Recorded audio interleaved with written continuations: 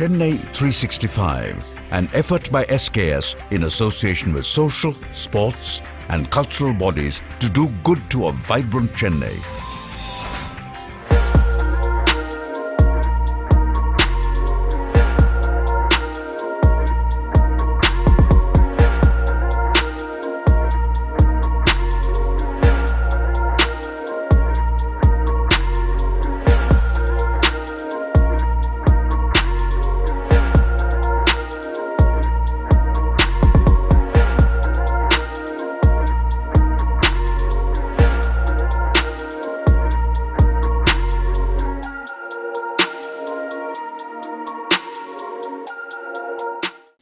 Bharathi Vidya Bhavan, Sri Krishna sweets உறவு சுரங்கம் என்கிற இந்த 3 அமைப்பும் இணைந்து கடந்த 10 ஆண்டுகளாக பாரதிய வித்யாபவன் என்கிற இந்த இனியதொரு அரங்கில் அடுத்த தலைமுறைக்கு தமிழை கொண்டு போய் சேர்க்க வேண்டும் என்கிற ஒரு மிகப்பெரிய கடமையோடு 3 அமைப்புகளும் இணைந்து இந்த பணியை ஆற்றி வருவது தமிழ் உலகம் அறிந்த ஒரு செய்தி.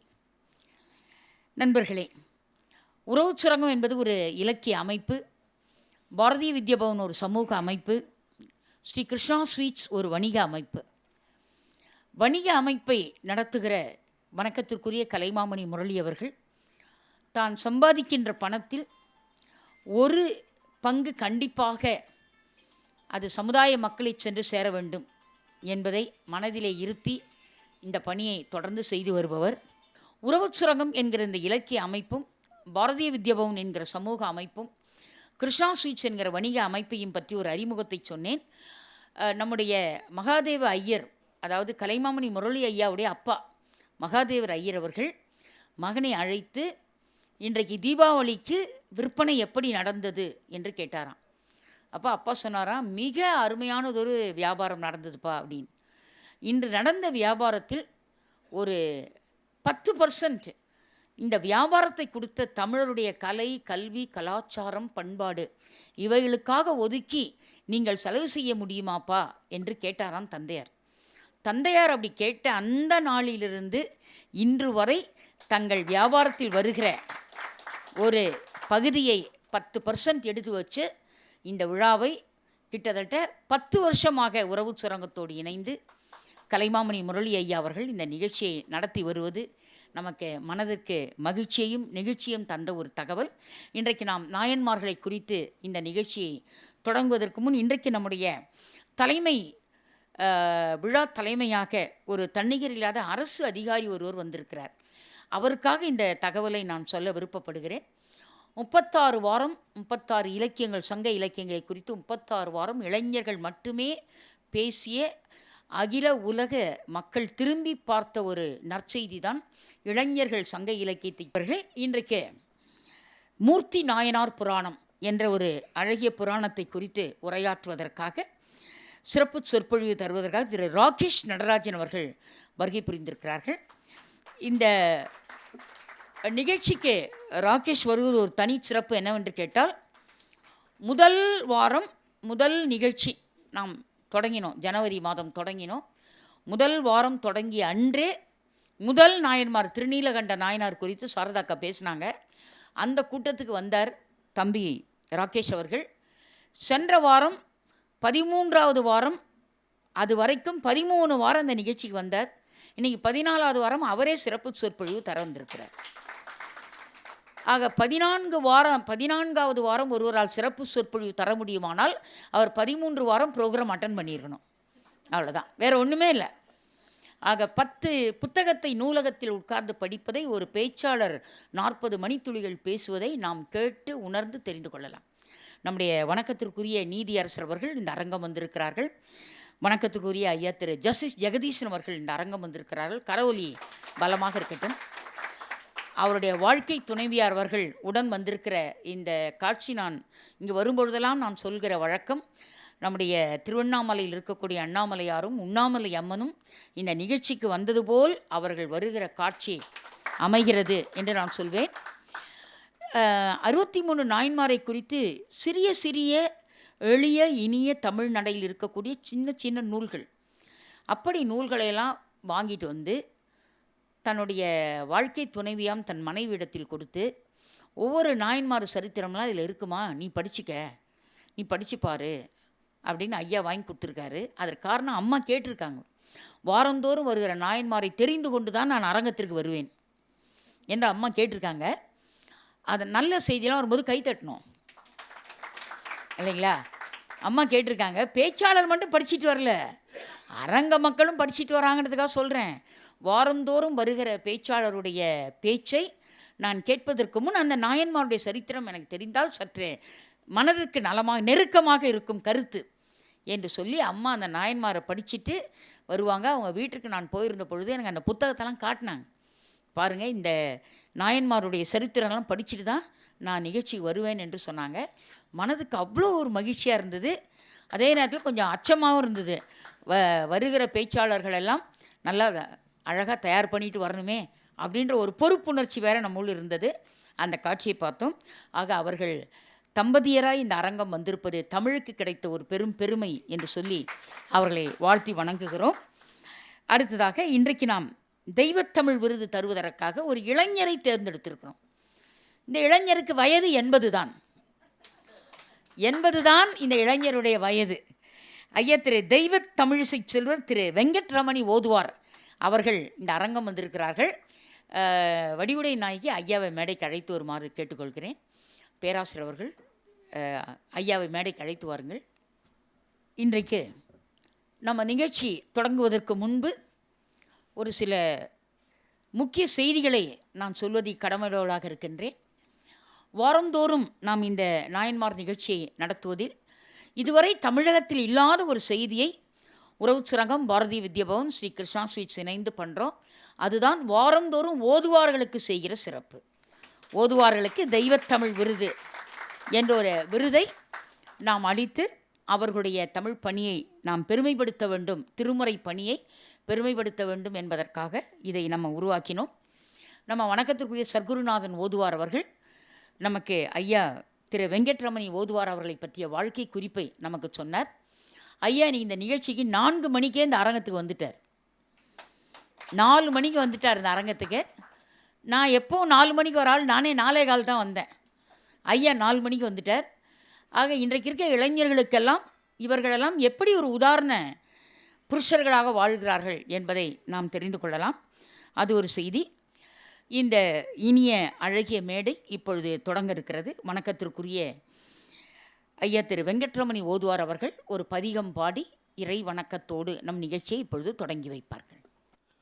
அரகர நம பார்வதி பதையே அரகர மகாதேவா.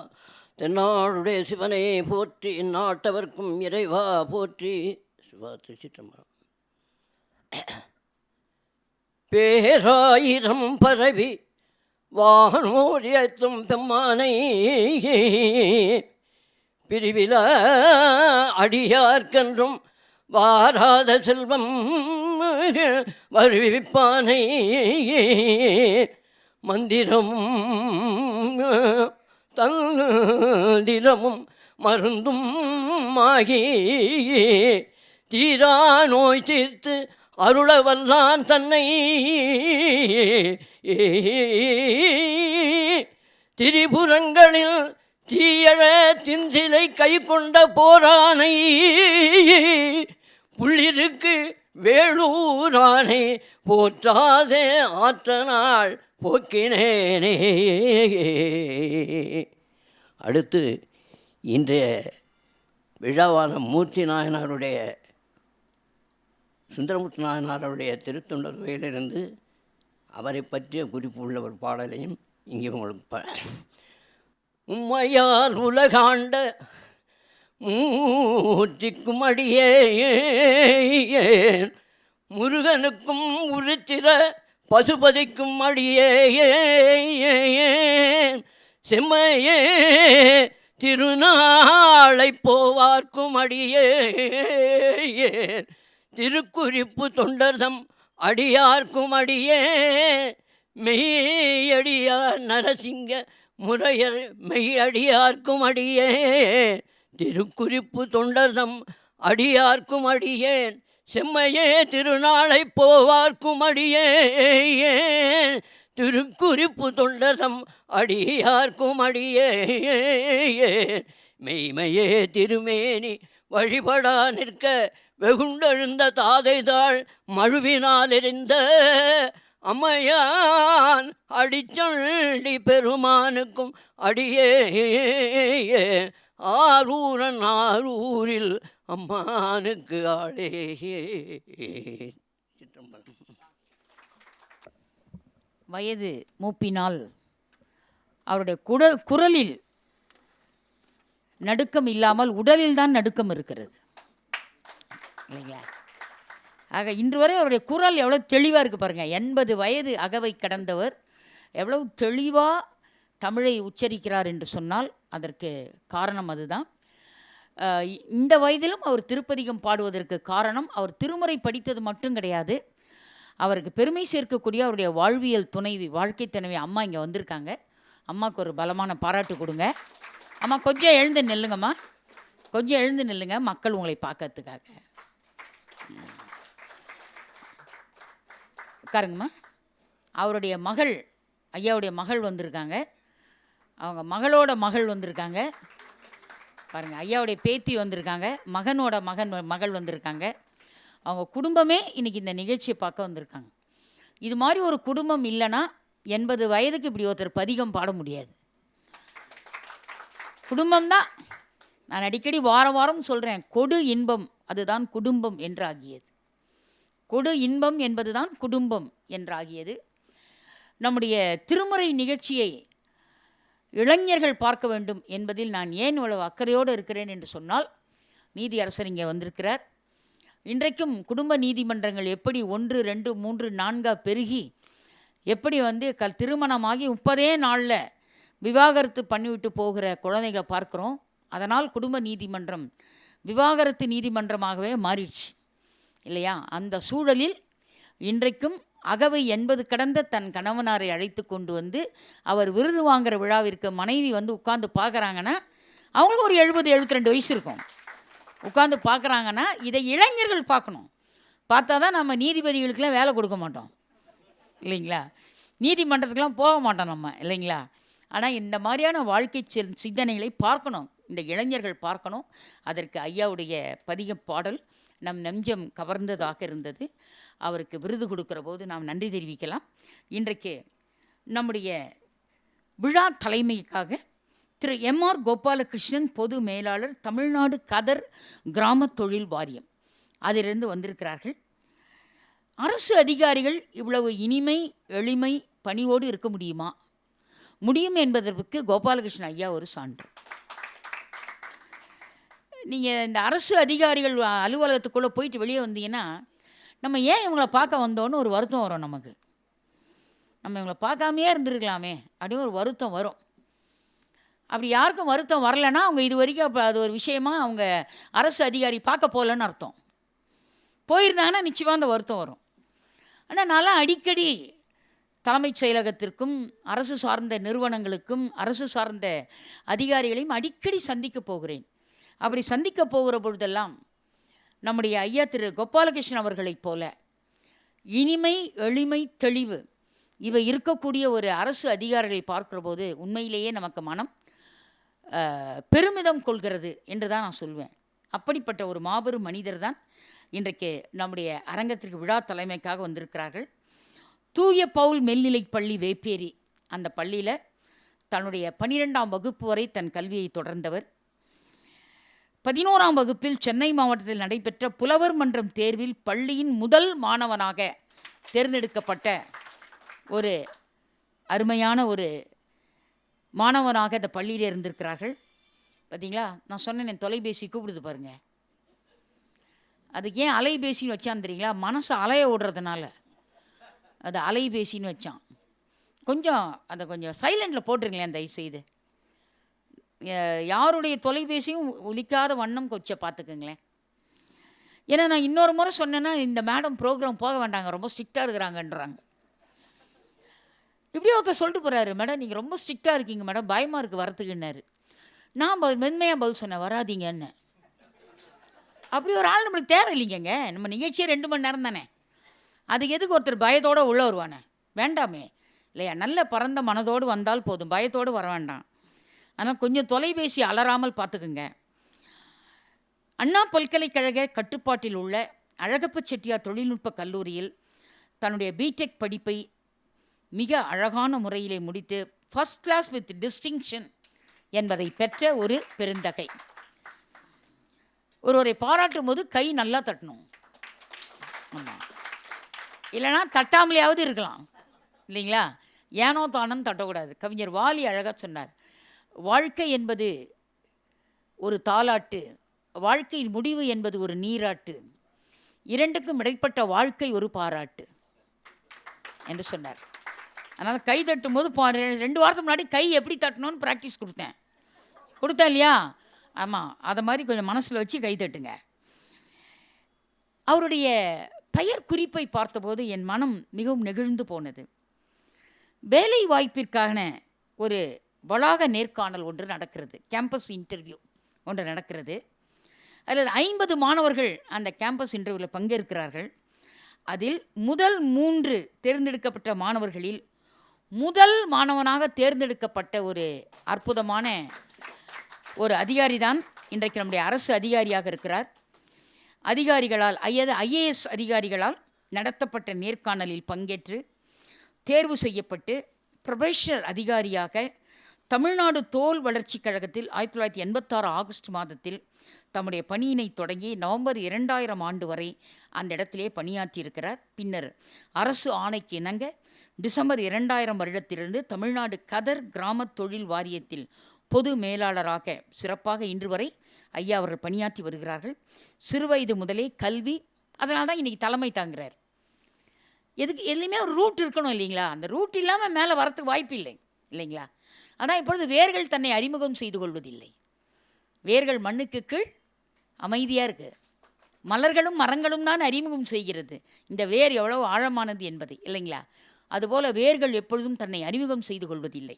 அந்த வேர் பாருங்கள், சிறுவயது முதலே கல்வி, இறைப்பற்று, பொது தொண்டு என்ற பணிகளில் தம்மை ஈடுபடுத்தி வந்த காரணத்தினால் இன்றைக்கு அவர் லயன்ஸ் கிளப் அரிமா சங்கத்தில் 2 ஆண்டுகளாக தம்மை இணைத்து கொண்டு மீனம் என்ற சங்கத்தின் தலைவராகவும் சிறப்பாக செயல்பட்டு வருகிறார். இவரை ஒரு சர்வீஸ் ஓரியன்ட் என்று பார்க்கிறபோது சமூக சேவையின் ஒரு லயன், ஒரு சிங்கமாகவே இவரை நாம் பார்க்கலாம். அவர் அரங்கத்துக்குள் நடந்து வரும்பொழுதே அப்படி தான் இருந்தது. அவர் உள்ளே நடந்து வரும்பொழுதே ஒரு அரசு அதிகாரி மாதிரி ஏனோ தானோ நடந்து வரல. அப்போ எப்படி வந்தார்? ஸ்டிஃபாக நடந்து வந்தார். காரணம் என்ன என்று கேட்டால், சிறு வயது முதல் கல்வி, இறைப்பற்று, சமூக தொண்டு இவைகளில் தன்னை கட்டமைத்ததால் அந்த ஒரு மிடுக்கை அவருடைய நடையிலே நம்மால் பார்க்க முடிந்தது. அப்படிப்பட்ட ஒரு மாபெரும் மனிதர் இந்த மேடைக்கு வந்திருப்பது நமக்கெல்லாம் மெத்த மகிழ்ச்சி. அவருக்கு பொன்னாடை அணிவித்து சிறப்பு செய்வதற்காக நம்முடைய வணக்கத்திற்குரிய நீதியரசர் அவர்களை மேடைக்கு வருமாறு அன்போடு அழைக்கிறேன்.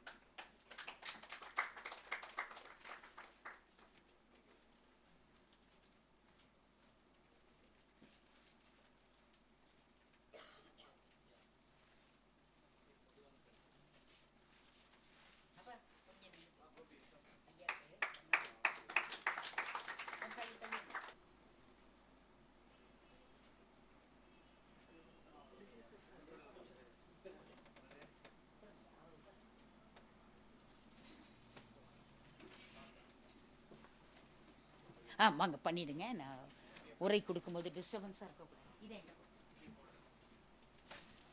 அனைவருக்கும் இனிய மாலை வணக்கம். இந்த நிகழ்ச்சியை தலைமையேற்று நடத்தி வைக்க வந்திருக்கும் தமிழ்நாடு கதர்காமத்தொழில் வாரியத்தின் பொது மேலாளர் எங்களுடைய உயர் அதிகாரி திரு எம்ஆர் கோபாலகிருஷ்ணன் அவர்களுக்கு தமிழ்நாடு கதர்காமத்தொழில் வாரியத்தின் சார்பாக இந்த பொன்னாடையை போற்றுகிறோம். அதேபோன்று திரு சாய் ட்ரேடர்ஸ் நிறுவனத்தின் தொழிலதிபர் திரு சுகுமாரன் அவர்கள் பொன்னாடை போர்த்துவார்கள்.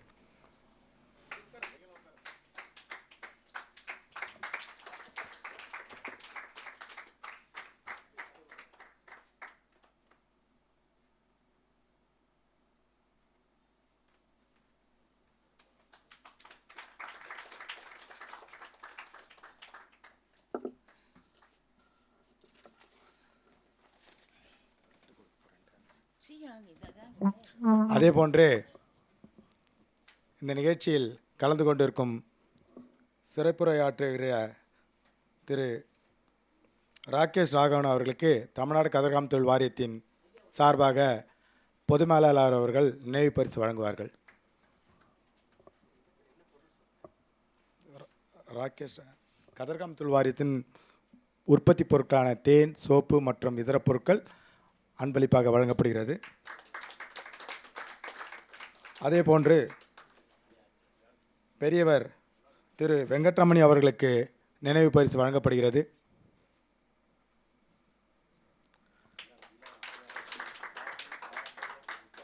அதே போன்று இந்த நிகழ்ச்சியில் கலந்து கொண்டிருக்கும் நீதி அரசர் அவர்களுக்கு நினைவு பரிசு வழங்கப்படுகிறது.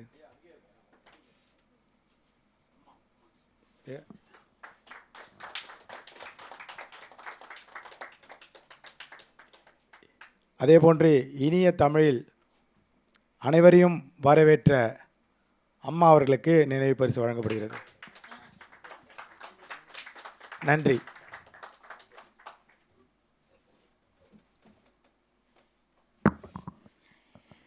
தமிழ்நாடு கதர் கிராம தொழில் வாரியத்தின் மூலமாக மேடையில் இருக்கக்கூடிய அறிஞர் பெருமக்களுக்கு சிறப்பு செய்த அதிகாரிகளை வாழ்த்தி வணங்குகிறோம்.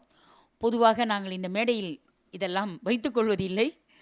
ஆனால் இதை ஒரு மிக முக்கிய பணியாக செய்ய ஆரம்பித்து விடுவார்கள் என்று நாங்கள் வைத்துக்கொள்வதில்லை. பொன்னாடை போத்துவார் என்று ஐயா சொன்னார். ஐயாவுக்காக இந்த தகவலை சொல்கிறேன்.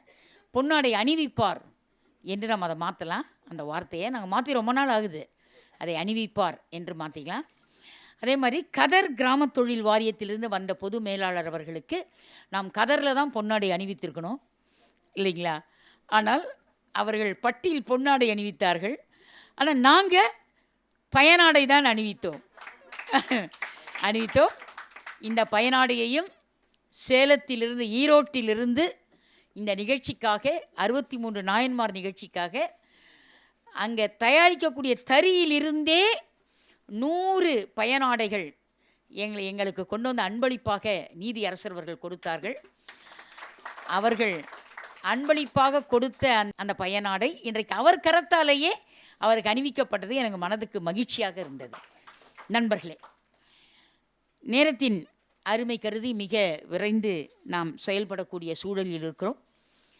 இன்றைய விழா தலைமை உரையை ஆற்றுவதற்காக வணக்கத்திற்குரிய திரு எம்.ஆர். கோபாலகிருஷ்ணன், பொது மேலாளர், தமிழ்நாடு கதர் கிராம தொழில் வாரியம் என்ற அரசு அமைப்பிலிருந்து ஐயா அவர்கள் வருகிறார்கள். பரத்த கரவொலியோடு அவருக்கு தலைமை உரை ஆற்றுவதற்கு மேடையில் வீற்றிருக்கும் மதிப்புக்கும் மரியாதைக்கும் உரிய அருமையான வரவேற்புரையை கவிதை நயத்தோடு எங்கேயாவது அவங்க ஒரு இங்கிலீஷ் கலப்பாங்களான்னு பார்க்குறேன். எங்கேயுமே ஒரு இங்கிலீஷ் வேர்டை கலக்காமல் தூய தமிழில் அலைபேசி அதை வந்து சத்தமில்லாத என்னமோ சொன்னாங்க, எனக்கு டக்குன்னு ஞாபகம் வரல. உண்மையிலே பாராட்டுறேன். அந்த தமிழ் மேலே அவங்க வச்சுக்கிற அந்த அன்பு இருக்குது பாருங்கள். உண்மையே இந்த மாதிரி பல பேருக்கு வந்து நம்ம நாட்டில் இருந்தால் அந்த தமிழும் தமிழ் கலாச்சாரமும் எங்கேயோ போகும். அவங்களுக்கு முதலில் என்னுடைய சிரம் தார்ந்த நன்றியையும் பாராட்டையும் தெரிவித்துக் கொள்கிறேன். ரொம்ப ரொம்ப நன்றி. உங்களால் அந்த தமிழ் இன்னும் மேலும் மேலும் வணங்கணும்னு என்னுடைய அன்பான பாராட்டுகள், வாழ்த்துக்கள் மேடம். தேங்க்யூ. அடுத்து மேலும் சிறப்பு சொற்பொழிவு ஆற்ற வருகை புரிந்து இருக்கும் மரியாதைக்குரிய திரு ராகேஷ் நடராஜன். நான் என்னமோ நினச்சேன், திரு ராகேஷ் நடராஜன் யாரோ ஒரு வயசானவங்க, முதுநிலை கணக்கு நிர்வாகினா பொதுவாக கவர்மெண்ட்டில் ஒரு 50 வயசுக்கு மேலே தான் அந்த போஸ்டெல்லாம் வருவாங்க. சரி, யாரோ பரவாயில்ல, ஒரு வயசானவங்க நமக்கு ஈக்குவலாக யாரோ ஒருத்தர் வருவாங்க அப்படின்னு நினச்சி பார்த்தா ஒரு சிறிய இளைஞர். ஆனால் மேடம் சொன்னாங்க அவருக்கு வயது 80. அப்போனா 80 வயதுக்கு உண்டான அறிவு ஆற்றல் அவர்கிட்ட இருக்குன்றதை நான் அப்படி தான் புரிஞ்சுக்கிறேன். கரெக்டுங்களா மேடம்? அருமை. ஸோ அதனால் ராகேஷ் நடராஜன் உண்மையிலேயே அழகாக இன்றைக்கி ஒரு வேட்டி கட்டிங்கன்னா இந்த தமிழ் பண்பாடை வந்தார். நான் கூட வேட்டி கட்டின்னு வரதான் வேட்டி எடுத்துகிட்டு வந்தேன். நேரம் கருதி டக்குன்னு பேண்ட்டோட வந்துட்டேன் நான். அவருக்கும் என்னுடைய அன்பான வரவேற்பை தெரிவித்து கொள்கிறேன். மூர்த்தி நாயனார் படத்தை பற்றி நீங்கள் இது சொல்ல போகிறீங்களா? ஓகே, நன்றி. மேலும் மேடையின் எதிரே வீட்டிற்கும் ரொம்ப சந்தோஷமாக இருக்குது. இந்த பேச்செல்லாம் கேட்கணுன்னு வருகை புரிந்து சிறப்பித்து கொண்டிருக்கும் மரியாதைக்குரிய நீதி அரசர் அவர்களுக்கும் என்னுடைய பணிவான வணக்கத்தை தெரிவித்துக் கொள்கிறேன்.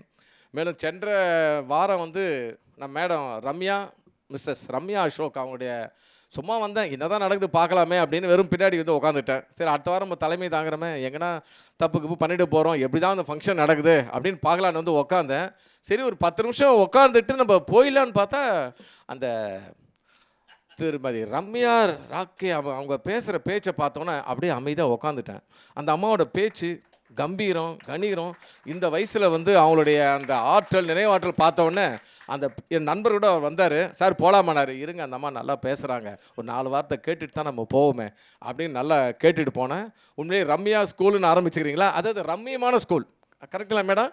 ரம்யா அசோக் அவர்கள் ரம்மியமான ஒரு ஸ்கூல் ஆரம்பிச்சுக்கிறாங்க, நல்லா போகுதுதான் நினைக்கிறேன். அவர்களுக்கும் என்னுடைய மனமார்ந்த நன்றியை தெரிவிச்சுக்கிறேன். ரொம்ப சந்தோஷம்.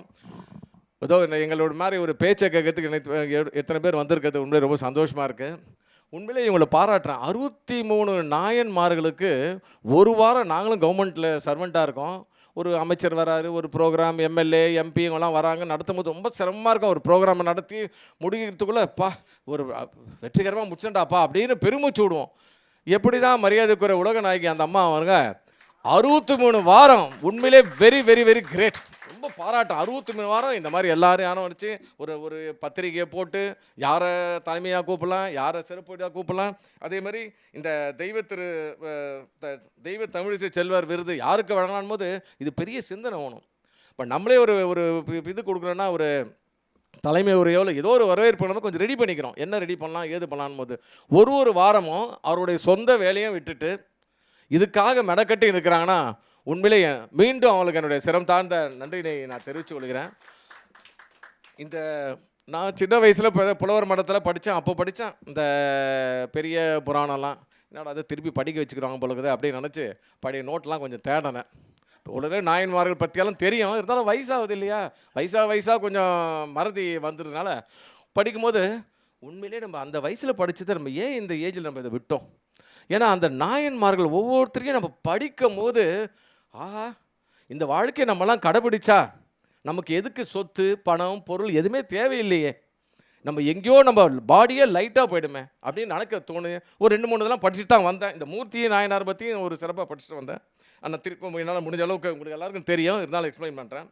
அடுத்ததாக அருமையான ஒரு பாட்டோட தெய்வ தமிழிசை செல்வர் மரியாதைக்குரிய திரு வெங்கட்ரமணி ஓதுவார் அவர்கள் வந்து நல்ல அந்த நான் வந்து வருஷம் கோயிலுக்கு 2-3 விழா வந்து சிறப்பாக கொண்டாடுறோம். அதில் வந்து திருவாதிரை நட்சத்திர அன்றைக்கி வர அந்த ஃபங்க்ஷனை வந்து ஒரு 50-60 ஆண்டுகளாக அமைதக்கரையில் இருக்கிற ஏகாம்பரேஸ்வர் கோயிலுக்கு முழுக்க நாங்கள் தான் வந்து அந்த ப்ரோக்ராம் வந்து நாங்கள் ஸ்பான்சர் பண்ணுறோம். அப்போது வந்து அந்த ஓதுவாரெலாம் பாவமாக இருக்கும். யாரோ ஒரு சின்ன வயசோடு அதை வந்து ஓதுவாங்க, எங்களுக்கு கஷ்டமாக இருக்கும். அப்புறம் நானே பார்த்துட்டு என்ன பண்ணுவேன், எல்லா கோயிலுக்கும் அந்த ஒரு டிப்ஸ் எல்லாம் கேட்பாங்க, கொடுப்பேன். ஆனால் இந்த ஓதுவார் பார்த்திங்கன்னா இன்றைக்கி நல்ல ஒரு அருமையான ஃபேமிலியோடு வந்திருக்காருன்னா இதுலேருந்து என்ன தெரியுதுன்னா அவருடைய இறை பற்று, நல்ல எண்ணங்கள், கடவுளுக்காக அவர் செய்யும் சேவை. அதனாலேயே அவருடைய குடும்பம், தன்னுடைய மனைவி, அப்புறம் மகள், பேத்தி எல்லாம் ஒன்றா வந்து அவரை பற்றி சொல்லும் போது அவங்க 4 பேரோட முகத்தை பார்த்தேன், அவ்வளோ ஒரு இன்பம். அப்போ என்ன தெரியுது, அந்த அளவுக்கு அவருடைய குடும்பம் இணைப்பாக உள்ளது, பாசம் பிணைப்பு அவர்கள் உள்ளது. இப்போ ஒரு சில குடும்பத்தை பார்த்தோன்னா மனைவி வந்து ஒரு கணவர் பற்றி பேசினா கணவர் என்ன அப்படின்வாங்க, மனைவி வந்து கணவர் பற்றி பேசினா ஆமாம் கிழிச்சாரு, பேசுறது தான் பேச்சு, ஒரு வீட்டில் வந்து பார்த்தா தான் இவர் நிலைமை என்ன அப்படின்னு தெரியும். அப்படியெல்லாம் இல்லாமல் ரொம்ப அழகாக வந்து அவரை பற்றி சொல்லும் போது நம்மளுடைய அம்மா அவர்கள் ரொம்ப அருமையாக வந்து அவங்க பாருங்க, இன்றைக்கி அவங்க முகத்தெல்லாம் சிரிப்பு இருக்கு பாருங்க, அவங்களுக்கு ஒரு பெருமை. நம்ம தாத்தா, நம்ம அப்பா, என்னுடைய கணவர் இந்த அளவுக்கு அங்கே உட்காந்து இந்த அளவுக்கு பாடியிருக்காரு அப்படின்னு நினைக்கும் போது அந்த மகிழ்ச்சி வந்து தேவை. இதான் வந்து உண்மையிலே குடும்பம், இதான் உண்மையான குடும்பம். நீங்கள் நம்ப மாட்டீங்க, சின்ன வயது முதல் என்னுடைய அறிவுக்கு எட்டிய வயதில் இருந்து நான் தினம் ஒரு 2 முறையாவது கடவுளிடம் சென்று நான் ஒரு தியானம் பண்ணுவது வழக்கம். ஒரு குறைஞ்சபட்சம் ஒரு 3லேருந்து ஒரு 10 நிமிஷம் டிபெண்டிங் அப்பான் த டைம். நான் வேண்டுவது, கடவுளே, சத்தியமாக சொல்கிறேன், கடவுளே இந்த உலகம் நல்லா இருக்க வேணும், இந்த உலகத்தில் மக்கள் அனைவரும் நல்லா இருக்கணும், அடுத்ததாக என்னை நன்றாக வளர்த்து ஈண்டெடுத்த இந்த இந்தியாவின் நாடு நல்லா இருக்கும், அதில் இந்த தமிழ்நாடு நல்லா இருக்க வேண்டும், இந்த சென்னை நல்லா தினந்தோறும் நான் காலையில் ஒரு வேளையாவது மாலை ஒரு என்னுடைய வேண்டுவது உண்டு. இந்த கொரோனா காலத்தில் நான் உண்மையிலே வேண்டினேன், கடவுளே இந்த கொரோனாவில் இந்த மக்களை எல்லாம் காப்பாற்று.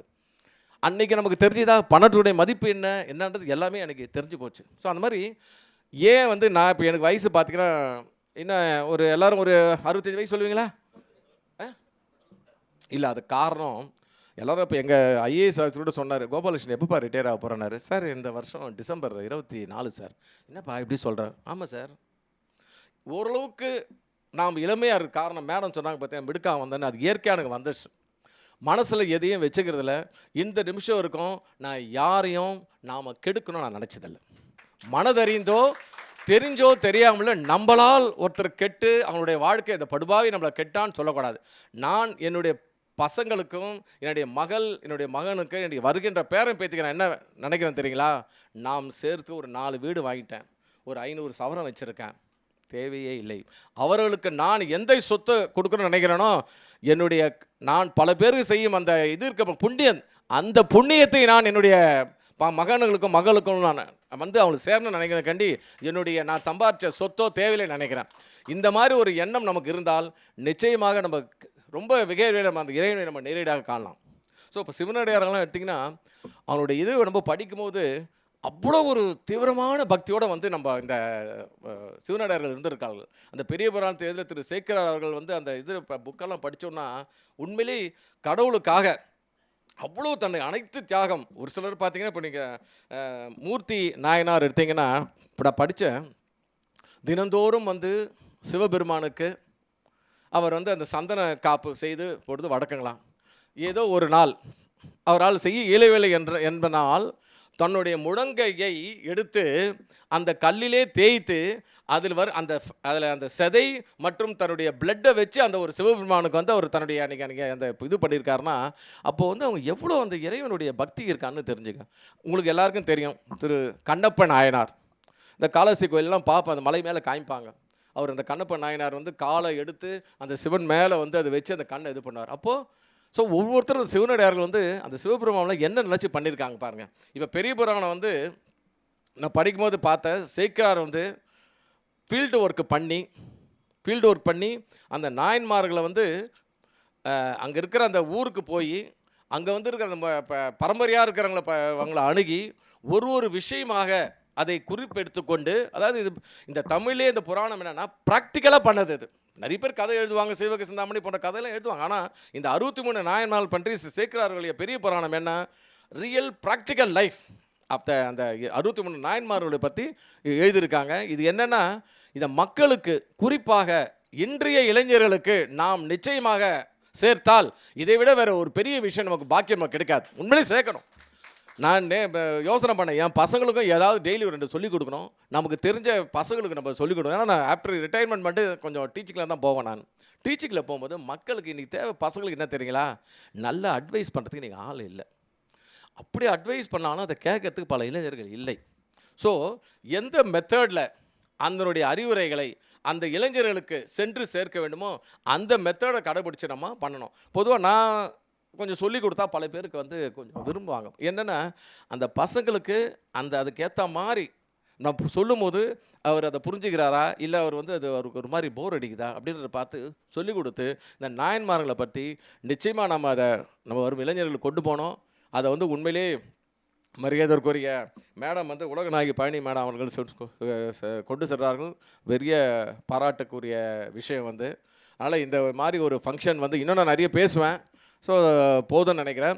நான் உங்களுக்கு ஒரு கிஃப்ட்டு கொடுத்துருக்கேன். அது மேடம் விரும்பலன்னு நினைக்கிறேன். பட் கொடுத்தது காரணம் என்னென்னா, காதினாலே பாரம்பரியம். இன்றைக்கி அந்த பாரம்பரியத்தை விட்டு நம்ம வெகு தூரம் சென்று விட்டோம். வெகு தூரம் சென்றனால தான் தேவையில்லாத எர்த்துக்குவைக்கு, தேவையில்லாத வெள்ளம் வராத இடத்துலலாம் வெள்ளம் வருது. காரணம் என்ன, நம்ம பாரம்பரியத்தை விட்டு நம்ம சென்று கொண்டு இருக்கோம். அந்த பாரம்பரியம் மீண்டும் நம்ம மக்களிடையே இணையணும். இப்போ எங்களுடைய தயாரிப்பான நீங்கள் உண்மையிலே சோப்பு, தேன், ஒரு சில பொருள்லாம் வச்சுருக்கோம். எங்களோட அனைத்து தயாரிப்புகளும் தூய பொருட்களால் முழுக்க மக்களுக்கு நல்ல ஆரோக்கியத்தையும் இது கொடுக்கின்ற ஒரு இது பொருள். பனங்கற்கண்டு இப்போ நாங்கள் தான் பனைப்பொருள் வளர்ச்சி வாரியத்தில் நான் எம்டியாக கூடுதல் பொறுப்பு பார்க்குறேன். அந்த உண்மையான பனங்கற்கண்டு இந்த பனவெல்லாம் இன்றைக்கி யூஸ் பண்ணிக்கிறேன். நான் கிட்டத்தட்ட ஒரு 20 வருஷமாக பனங்கற்கண்டு இல்லை பனவெல்லம் தான் நான் என்னுடைய காஃபி டீயோ சாப்பிட்றதுக்கு நான் யூஸ் பண்ணுறேன். அதே மாதிரி தேன் பார்த்திங்கன்னா டெய்லி ஒரு ஸ்பூன் தேன், ஒரு ஸ்பூன் முடிஞ்சால் ஒரு சில நாள் அந்த நெல்லிக்காய் ஜூஸ் போடுவேன். இதனால் நான் என்ன பயனை நான் அடைகிறேன்னா, எனக்கு அவ்வளோ சீக்கிரம் கோல்டு பிடிக்காது. இந்த கொரோனா பீரியட்லாம் பார்த்தீங்கன்னா டக்குன்னு ஜலதோஷம் பிடிக்கும் எல்லாம். பட் எனக்கு வந்து ஒரு காலத்தில் இருந்தது, எப்போ நான் இந்த சிஸ்டத்தை ஒரு 20 வருஷமாக யூஸ் பண்ணுறோம், அந்த தேனும் அந்த நெல்லிக்காய் ஜூஸும் சாப்பிடும்போது உண்மையிலே நம்மளை வந்து அந்த ஆன்டிபாடிஸ், நம்மளுடைய எதிர்ப்பு சக்தி உடம்புல வர்றதுனால தேவையில்லாத நமக்கு வியாதிகள்லாம் நம்மளை அணுகிறதில்ல. கடவுள் புண்ணியத்தில் இன்றைக்கும் எனக்கு பல பேர் சொல்கிறாங்க டயபெட்டிஸ் வந்துருன்னு கஷ்டப்படுறாங்க, பிபி வந்திருக்குன்னு கஷ்டப்படுறாங்க, கொலஸ்ட்ரால் இருக்குன்னு கஷ்டப்படுறாங்க, நடக்க முடியலன்னு கஷ்டப்படுறாங்க, மூட்டு வலின்னு கஷ்டப்படுறாங்க. மகா சிவபெருமான் அவர்கள் எந்த நோயும் எனக்கு இந்த வயதிலும் கொடுத்துருக்கார். இதை தான் என்னுடைய நான் பெரிய சொத்தாக நினைக்கிறேன். அந்த இறைவனுக்கு என்றென்றும் நான் நன்றியுடனாக இருக்க வேண்டும், 4 பேருக்கு நல்லது செய்ய வேண்டும் என்று நினைக்கிறேன். அந்த ஒரு விஷயத்துலேயே எனக்கு இங்கே பேசுவதற்கு அருமையான வாய்ப்பு வழங்கிய, அதுக்கு மூல காரணமாக இருந்த தமிழ்ச்செல்வர், பொதுச் செயலாளர், அனைத்து இந்த எழுத்தாளர் சங்கம், முனைவர் இதய கீதம் இல்லை என்னுடைய இதயத்திலே என்றும் நின்று கொண்டிருக்கும் மரியாதைக்குரிய ராமராஜன் அவர்களுக்கு என்னுடைய மனமார்ந்த நன்றியை தெரிவிச்சுக்கிறேன். அவரால் தான் நான் இந்த மேடைக்கு வந்து இங்கே பேச முடிஞ்சது. ஒரே ஒரு இன்சிடெண்ட்டில் வந்து ஒரு ஃபங்க்ஷனில் என்னை பார்த்தாரு, என்னமோ தெரில, என்னை புரிஞ்சு என்னை கூப்பிட்டாரு. அதனால் தலை வணங்கி நான் என்னுடைய நன்றியை தெரிவிச்சுக்கிறேன் இந்த விழாவுக்கு கூப்பிட்டதுக்காக. இந்த விழாவில் கடந்து ஏதோ நான் பேச்சை கேட்டது பிடிக்குதோ பிடிக்கல, ஏதோ பரவாயில்ல, எல்லாரும் என்னை பார்த்துனுங்கிற மட்டும் எனக்கு தெரிஞ்சு போச்சு. அதுக்காக அனைத்து பேருக்கும் என்னுடைய அன்பான பணிவான வணக்கத்தை தெரிவித்துக் கொள்கிறேன். தெரிவிச்சுட்டு மீண்டும் இந்த மாதிரி ஒரு நல்ல வாய்ப்பை வழங்கணும்னு சொல்லிட்டு பல இளைஞர்களும் இந்த பெரிய புராணத்தை பற்றி, இந்த 63 நாயன்மார்களை பற்றி தெரிஞ்சுக்கணும்னு சொல்லி நானும் இனிமேல் வருங்காலத்தில் உங்களில் ஒன்றாக இருந்து உங்களுடைய இந்த ஸ்ரீ கிருஷ்ணா ஸ்வீட்ஸ் பாரதிய வித்யாபவன் உறவு சரங்கத்துக்கு நானும் ஒருவனாக இருந்து உங்களுடைய எண்ணத்தை நான் நிறைவேற்றுவேன் என்று சொல்லி வாய்ப்புக்கு நன்றி கொடுத்த அனைவருக்கும் நன்றி கூறி விடைபெறுகிறேன். நன்றி, வணக்கம்.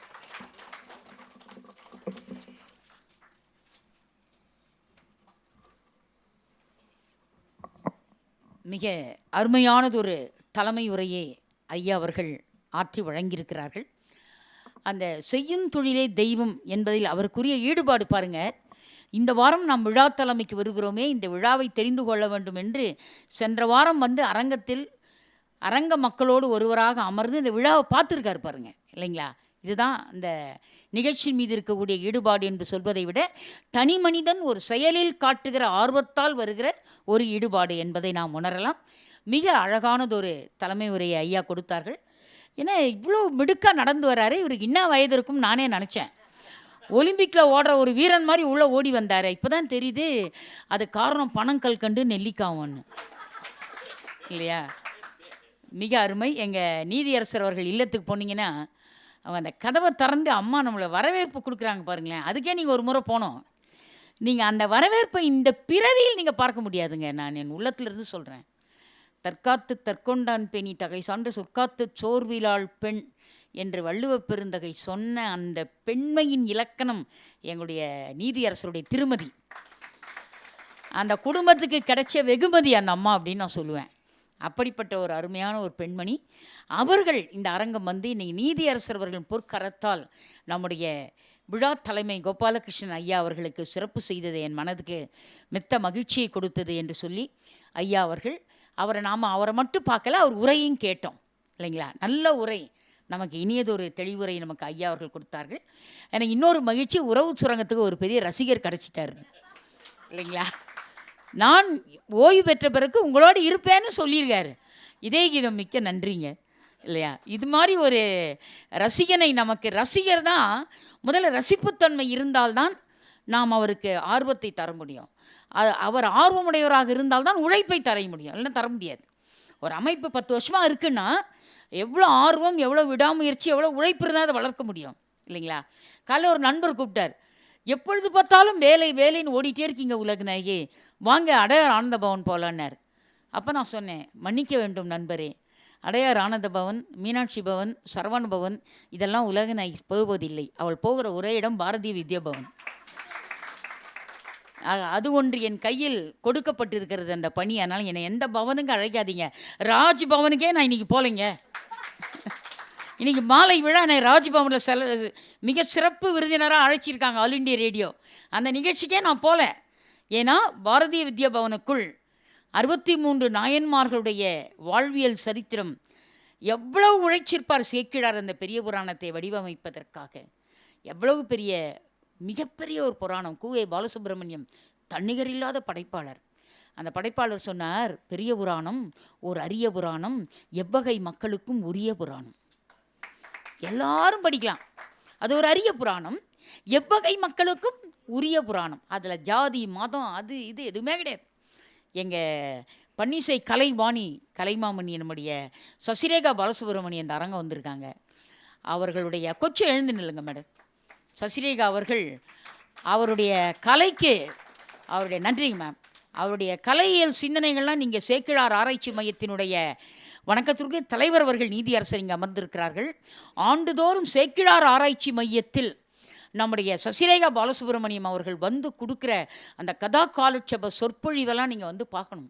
எப்படிப்பட்ட சொற்பொழிவு தெரியுங்களா? இயல், இசை, நாடகம் மூன்றும் கைகோத்து நடனம் ஆடுகிற ஒரு அற்புதமான ஒரு சொற்பொழிவு. அப்படிப்பட்ட ஒரு மிகச்சிறந்த ஆளுமைகள் கூடியிருக்கக்கூடிய இந்த அழகிய தெய்வ சபைதான் நம்முடைய நாயன்மார்களுடைய கூட்டம். இன்றைக்கு இந்த கூட்டத்தில் நாம் 80 வயது கடந்த வெங்கட்ரமணி ஓதுவார் அவர்களுக்கு இப்பொழுது சிறப்பு செய்ய இருக்கிறோம். தேவார் ஆசிரியர், சங்கீத பூஷணம் திரு சுப்பிரமணிய முதலியார் அவரிடத்திலே முறையாக பயின்ற இடம் வலிவலம் மனத்துணை நாதர் ஆலய தேவார பாடசாலை. நான் பலமுறை சொல்லியிருக்கேன், வாழ்க்கை ஒரு முறை, வாழ வேண்டும் நன்முறை, அதற்கு நமக்கு தேவை திருமுறை, அதை படிக்க வேண்டிய இடம் வகுப்பறை அப்படின்னு நான் பலமுறை சொல்லியிருக்கேன். தேவார திருப்பதிகம் மட்டும் வகுப்பறை இல்லை, ஆசிரியர் இல்லைன்னா நாம் அதை தெளிவாக கற்கற்பதற்கு உரிய இடம் இல்லை என்ற அர்த்தம். இப்போ எங்கள் பேராசிரியர் ரத்னாஸ்வரர் இங்கே உட்காந்துருக்கார். எப்பொழுதும் வந்து பார்ப்பார், உலகநாயகி விழா ஒழுங்காக நடத்துகிறாங்களான்னு பார்ப்பார். அவரை பார்த்தாலே எங்களுக்கு இன்றைக்கு பயமாக இருக்குங்க. 165 முனைவர் பட்ட ஆய்வேடுகளின் வழிகாட்டி. நான் அவருக்கு கை தட்ட மாட்டேங்க, ஏன்னா அவங்க மனைவி அம்சாக்கு தான் கை தட்டுவேன். 165 PhD ஸ்டூடெண்ட்ஸு ஒரு ஆசிரியர் இல்லத்துக்கு வராமல், ஒரு கைடு வீட்டுக்கு வராமல் அவங்க நிச்சயமாக அந்த ஆய்வேட்டை முடிச்சிருக்கவே முடியாதுங்க. ஏன்னா எனக்கு கைடு வந்து பேராசிரியர் சுப்புரெட்டியார். அவர் சுப்புரெட்டியார் கிடையாது, அவர் புக்கு ரெட்டியார். அதாவது நான் ரெஜிஸ்டர் பண்ணும்போது 69 புக்குங்க நீதியரசர் அவர்களே. நான் தீசிஸ் சப்மிட் பண்ணும்போது 137 புத்தகம். அவங்க என்ன பண்ணாங்க, நான் தீசிஸ்லாம் எழுதி முடிச்சிட்டேன் 2.5 வருஷம். முடிக்கும் போது சொல்கிறாங்க, நீங்கள் 69 நூல்கள் இருக்கும்போது பதிவு செஞ்சீங்க, இப்போ 119 நூல்கள் ஆகிவிட்டது, நீங்கள் ரீகரெக்ஷன் பண்ணுங்கள் உங்கள் PhD ஆய்வுன்ட்டாங்க. திரும்ப ஓராண்டு காலம் எடுத்து 5 ஆண்டு காலம், ஒட்டுமொத்தமான நேரம் 5 வருஷம். அதுவும் எனக்கு வழிகாட்டியாக இருந்தவர் ஐயா சுப்புரெட்டியாரே. அவருடைய மகன், அவருடைய மாணவன் வந்து கடிகாசலம். கடிகைனா ஒரு நாழிகை, சலம்னா முக்தி. ஒரு நாழிகை நேரம் அந்த ஊரில் தங்கினால் முக்தி கிடச்சிரும். அதான் கடிகாசலம்ன்ற ஊர் காலாஸ்திரி போகிற வழியில் இருக்குது. ஆனால் எங்கள் கடிகாசலத்தை பார்த்தீங்கன்னா முக்தி வராது, நரகத்தில் விழுந்த மாதிரியே இருக்கும். அவ்வளோ கடுகடுன்னு இருப்பார் அவர் எங்கள் வாத்தியார். ஆனால் அப்படியே எளிமைப்படுத்துவார் சுப்புரெட்டியார். அவ்வளோ அழகாக அதை எளிமைப்படுத்துவார். அவருடைய ஆய்வு முடிக்கிற போது 139 நூல்கள் வந்து விட்டது. என்னுடைய வாய்மொழி தேர்வில் சொன்னேன், இவர் சுப்புரெட்டியார் அல்ல, இவர் புக்கு ரெட்டியார் என்று சொன்னேன். அவர் மறைந்த பிறகு அவர் நூல்கள் நாட்டுடைமையாக்கப்பட்டது. கலைஞர்கள் நாட்டுடைமை ஆக்கினார் அவருடைய நூல்களை. அதுதான் நான் PhD பண்ணேன். ஆசிரியர் இல்லாமல் படிக்கவே முடியாது. இன்றைக்கும் எங்களுக்கு எந்த சொற்கள் சந்தேகம் வந்தாலும் நம்ம நினச்சிக்கிறோம், நம்ம எல்லாம் 43 வருஷம் தமிழ் படித்தோன்னு நினச்சிக்கிறோம். எழுதிட்டு ஒரு பேப்பரை அர்த்தநாரீஸ்வரர்கிட்ட கொடுங்களேன், 10 தப்பு இருக்கும். பார்க்கவே நம்மளுக்கு வெக்கமாக இருக்கும். அதனால் நான் என்ன பண்ணுவேன், 1 முறைக்கு 2 முறை 3 முறை 4 முறை திருத்தி திருத்தி திருத்தி நான் திருத்தப்பட்ட பதிப்பு கொடுப்பேன். அப்பயும் என்ன பண்ணுவார், 2 கரெக்ஷன் போடுவார். 2 நாள் இருக்கும் கரெக்ஷன் இருக்கும். இதுதான் வகுப்பறை பாடசாலையில் கற்கிற முறை. அந்த முறைப்படி படித்தவர் நம்முடைய ஐயா அவர்கள். வலிவலம் மனத்துணை நாதர் ஆலய தேவார பாடசாலையில் படித்தவர். 1950 59 வரை 9 ஆண்டு காலம் அந்த தேவார பாடசாலையை படிச்சிருக்கார். 62 முதல் 72 வரை இஞ்சிக்குடி பார்வதீஸ்வரர் சுவாமி ஆலயத்திலே ஓதுவாராக பணியாற்றியிருக்கிறார். 72 முதல் 80 வரை பூவனூர் அருள்மிகு சதுரங்க வல்லபநாதர் ஆலயத்திலே ஓதுவாராக பணியாற்றியிருக்கிறார். 80 முதல் 86 வரை கோட்டூர் அருள்மிகு கொழுந்தீஸ்வரர் ஆலயத்திலே அவர் தேவார திருப்பணியை செய்திருக்கிறார். ஒருவேளை ஏதாவது பாடல் இவர் மறந்தால் கூட அடுத்த அடியை சிவபெருமான் எடுத்து கொடுத்துருவார். ஏன்னா அப்படி எல்லா கோயிலையும் கேட்டிருக்காரு. எத்தனை நாதர், எத்தனை ஈஸ்வரர் கேட்டிருக்காரு பாருங்க. கொழுந்தீஸ்வரர் ஆலயத்திலே பணியாற்றியிருக்கிறார். 86 முதல் 2004 வரை பேட்ட வாய்த்தலை அருள்மிகு மத்தியார்ஜுனேஸ்வரர் ஆலயத்திலே பணியாற்றியிருக்கிறார். 98 முதல் 2001 வரை சிங்கப்பூர் அருள்மிகு தண்டாயுதபாணி பழனிசுவாமி திருக்கோயிலில் பணியாற்றியிருக்கிறார். என்னுடைய இலக்கிய பயணம் சிங்கப்பூரிலே நடைபெற்ற பொழுது இந்த ஆலயத்தில் ஒரு நாள் நான் அபிராமப்பட்டருடைய இலக்கிய நயம் குறித்து பேச போகிறேன். அன்றைக்கு மாலை, அந்த பொன்மாலை பொழுது அபிராமப்பட்டரை குறித்து இந்த ஆலயத்தில் என்னுடைய உரை இருக்கிறது. இந்த உரை கொடுப்பதற்கு முன்பு 2-3 தேவார பாடல்களை அங்கே இருக்கக்கூடிய குழந்தைகள் பாடினாங்க, இளைஞர்கள் பாடினாங்க, அப்புறம் குழந்தைகள் பாடினாங்க. பாடிய இளைஞர்கள் சொல்கிறாங்க, 98 முதல் 2001 வரை சிங்கப்பூர் அருள்மிகு தண்டாயுதபாணி பழனிசாமி திருக்கோயிலில் ஐயா அவர்கள் பாட பாட பாட தூர நின்று அந்த பாடலை கேட்டு கேட்டு செவி வழி செய்தியாகவே அவர்கள் படித்திருக்கிறார்கள் இவரிடத்திலிருந்து. அப்போ அவர் எவ்வளவு சொற்பொருளோடு பாடியிருப்பார், பதம் பிரித்து பாடியிருப்பார், கொண்டு கூட்டி பொருள் கொண்டு பாடியிருப்பார். எவ்வளவு பெரிய செய்தி இந்த செய்தி. இதை யார் சொன்னது என்று கேட்டால், அங்கு தேவாரம் பாட வந்த இளைஞர்கள் ஐயாவுடைய பெயரை சொல்லி அவர் பாட பாட நாங்கள் உடன்பாடி கற்றுக்கொண்ட பாடகர்கள் என்று அவர்கள் சொல்லி மகிழ்ந்தார்கள். அப்படிப்பட்ட மாபெரும் பெருந்தகை பெற்ற பட்டங்கள் திருமுறை செல்வர், திருவாவடுதுறை ஆதீனம் திருவாவடுதுறையிலே தெய்வத் தமிழிசை செல்வர் என்ற பட்டம் வழங்கியவர் 23வது குரு மகா சன்னிதானம் அவர்கள். 1999 சிங்கப்பூர் திருமுறை மாநாடு 23ஆம் ஆண்டு. இதில் திருமுறை பணி என்ற திருமுறை பணிச்செல்வர் என்ற அற்புதமான விருதினை பெற்றிருக்கிறார்கள். பணி ஓய்வு 2004 பணி ஓய்வு பெற்றிருக்கிறார். அவர் பணி ஓய்வு பெற்றிருக்கிறார் என்பது ஒரு பணியில்தான் இல்லையே தவிர, இன்றும் அவர் எந்த ஆலயத்திற்கு சென்றாலும் தேவார திருப்பதிகங்களை பாடி சிவபெருமானை பரவசப்படுத்துவது என்பது இவருக்கு கைவந்த கலை. காரணம், அவன் வசப்பட்டவர் இவர் என்பதால் இல்லையா? அப்படிப்பட்ட ஒரு மாபெரும் திருமுறை ஞானிக்கு பாரதிய வித்யாபவன் ஸ்ரீ கிருஷ்ணா ஸ்வீட்ஸ் உறவு சுரங்கம் பெருமையோடு இன்றைய தினம் இந்த பொன்மாலை பொழுதில் மனிதநேய மாமணியாக வாழுகிற மக்கள் மத்தியில், வாழுகிற தலைமுறையில் மனிதநேய மாமணியாக வாழ்ந்து கொண்டிருக்கக்கூடிய நம் வணக்கத்திற்குரிய நீதி அரசர் அவர்கள் அமர்ந்திருக்கிற முற்றத்தில் நம்முடைய கோபாலகிருஷ்ணன் ஐயா அவர்களுடைய பொற்கரத்தால் நம்முடைய ஐயா அவர்கள் இன்றைக்கு சிறப்பு பெறுகிறார்கள். அந்த வாழ்வியல் வாழ்த்து பட்டயத்தை பார்க்கலாம்.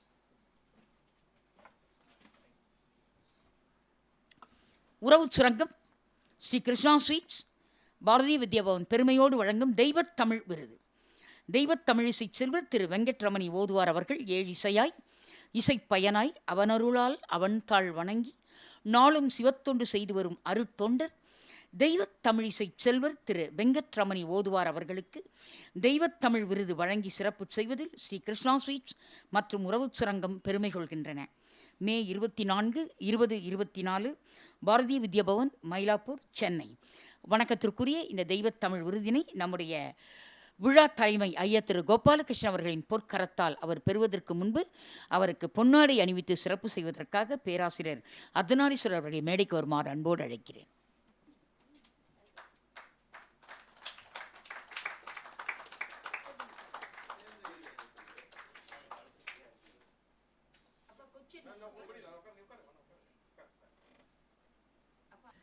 நண்பர்களே, உங்கள் எல்லாருடைய அன்பினாலும் நற்சிந்தனையினாலும் நாம் இன்றைக்கு 14வது வாரமாக இந்த நிகழ்ச்சியில் கூடியிருக்கிறோம். இந்த நாள் ஒரு மிகச் சிறப்பான ஒரு நாள். காரணம், இந்த வாரத்தினுடைய 14வது வாரத்தினுடைய கூட்டுத்தொகை 5, 4 + 1 5. ஆக இந்த நிகழ்ச்சியினுடைய ஒட்டுமொத்த சாரமே நமச்சிவாய என்ற 5 எழுத்து மந்திரம். அந்த 5 எழுத்து மந்திரத்தின் கை தட்டணும்னா நல்லா தட்டணும். இந்த 5 எழுத்து மந்திரத்தின் ஆழமான சிந்தனை இந்த 14வது வாரம். ஏன்னா மூர்த்தி நாயனாருடைய மூச்சு பேச்சு எல்லாமே நமச்சிவாய. அது எப்படி இயற்கையாக அமைது பாருங்க. எல்லாமே நமச்சிவாய என்ற 5 எழுத்து மந்திரம். என்னிடத்தில் ஒரு நண்பர் கேட்டார், ஏன் சிவபுராணத்தை மணிவாசகர் பெருமான் 95 வரியோடு நிறுத்தினார்னு. அப்போ நான் சொன்னேன், சிவபுராணம் தொடக்கத்திலிருந்து இறுதி வரை சிவபுராணத்தை படித்து முடிச்சிங்கன்னா ஒட்டுமொத்த சிவபுராணத்தினுடைய ஆழமான சாரம் நமச்சிவாய என்ற 5 எழுத்து மந்திரத்தின் இலக்கிய வடிவம்தான் சிவபுராணம். 95 வரியில் முடியுது. அதோட கூட்டு எண் எடுத்திங்கன்னா 5 தான். 95 கூட்டு எண் எடுத்திங்கன்னா 5. 90, 1 10, 4 1 5, 5 தான். ஆக அந்த 5 எழுத்து மந்திரத்தின் சாரம்தான் சிவபுராணம் என்பதை இந்த 95 வரியோடு நிறுத்திட்டார் மணிவாசக பெருமான். அவருக்கு இருக்கிற புலமைக்கு அவர் இன்னொரு 200 வரி பாடியிருக்கலாமே. நம்ம என்ன வேணாம் நான் சொல்ல போகிறோம் இல்லைங்களா? ஏன்னா இந்த 195 வரையை நம்ம என்ன ஃபுல்லும் முழுவதாக படித்தோமான்னு, அதனால் வேணான்னு சொல்ல போகிறது இல்லை இல்லைங்களா? ஆனால் ஏன் அதில் நிறுத்தினார் என்று கேட்டால், கூட்டு எண் 5 என்பது அந்த 5 எழுத்து மந்திரத்தினுடைய தாக்கமாக இருக்க வேண்டும். அந்த வகையிலே இன்றைக்கு நாள் ஒரு சிறப்பான ஒரு வாரம். தொலைபேசி இன்னும் அடிக்கிறது, கொஞ்சம் அணைத்து வைக்குமாறு கேட்டுக்கொள்ளப்படுகிறீர்கள். தலைவர் தொலைபேசியை அணைத்து வைக்குமாறு கேட்டுக்கொள்கிறேன். இன்றைக்கு 26 வயதே நிரம்பிய ராகேஷ் மூர்த்தி நாயனார் புராணம் நமக்கு தர வந்திருக்கிறார். அவருடைய தாய் தந்தையர் இந்த அரங்கத்தில் அமர்ந்திருக்கிறார்கள். பிள்ளை பெற்றால் இதுபோல் ஒரு பிள்ளை பெறணும் இல்லைங்களா? ஏன்னா 63 நாயன்மார் சரித்திரத்தையும் படித்துவிட்டு பிறவி பலன் வேண்டாம், பிறவியே வேண்டாம் என்று வேண்டிக் கொள்கிறவர்கள் கூட சர்க்குருநாதன் ஓதுவாரை பார்த்தா இவரை போல் ஒரு பிள்ளை அடுத்த ஜென்மத்தில் பிறக்கணுன்றாங்க. அவள் பிறவி வேணுன்றாங்க. சசிரேகா போல் ஒரு பெண் பிறக்கணும் அப்படின்னு ஆசைப்படுறாங்க இல்லைங்களா? ஆனால் படிக்கிற இலக்கியம் பிறவி பயன் நீங்குகிற இலக்கியம், பிறவி வேண்டாம் என்ற இலக்கியம். ஆனால் இவர்களெல்லாம் பார்க்கும்போது பிறவி வேண்டும் என்று நினைக்கிறார்கள். இன்றைக்கு இந்த நிகழ்ச்சியில் என்ன சிறப்பு என்று கேட்டால், அமரராக இருக்கக்கூடிய எங்கள் இலக்கிய வீதி இனியவன் ஐயா அவர்கள் இளைஞர்களை வளர்ப்பதற்காகவே எங்களுக்கெல்லாம் ஒரு கலை சொல்லி கொடுத்தார். அது என்ன கலை என்றால், எங்கே குழந்தைகளுக்கு ஆர்வம் இருக்கோ அந்த ஆர்வம் இருக்கிற குழந்தைகளை முதல்ல விழாவுக்கு அழைச்சிட்டு வாங்க. அழைச்சிட்டு வந்து இலக்கியத்தினுடைய சிந்தனையை நீங்கள் பேசாதீங்க, பிறர் பேசி அவங்கள கேட்க வைங்க, அவர்கள் தானாக மடை மாறிடுவாங்க அப்படின்னு இலக்கிய வீதி இனியவன் எங்களுக்கு அந்த மிகப்பெரிய அந்த பாதை போட்டு கொடுத்தார். அதுவே வீதி தானே, இலக்கிய வீதி.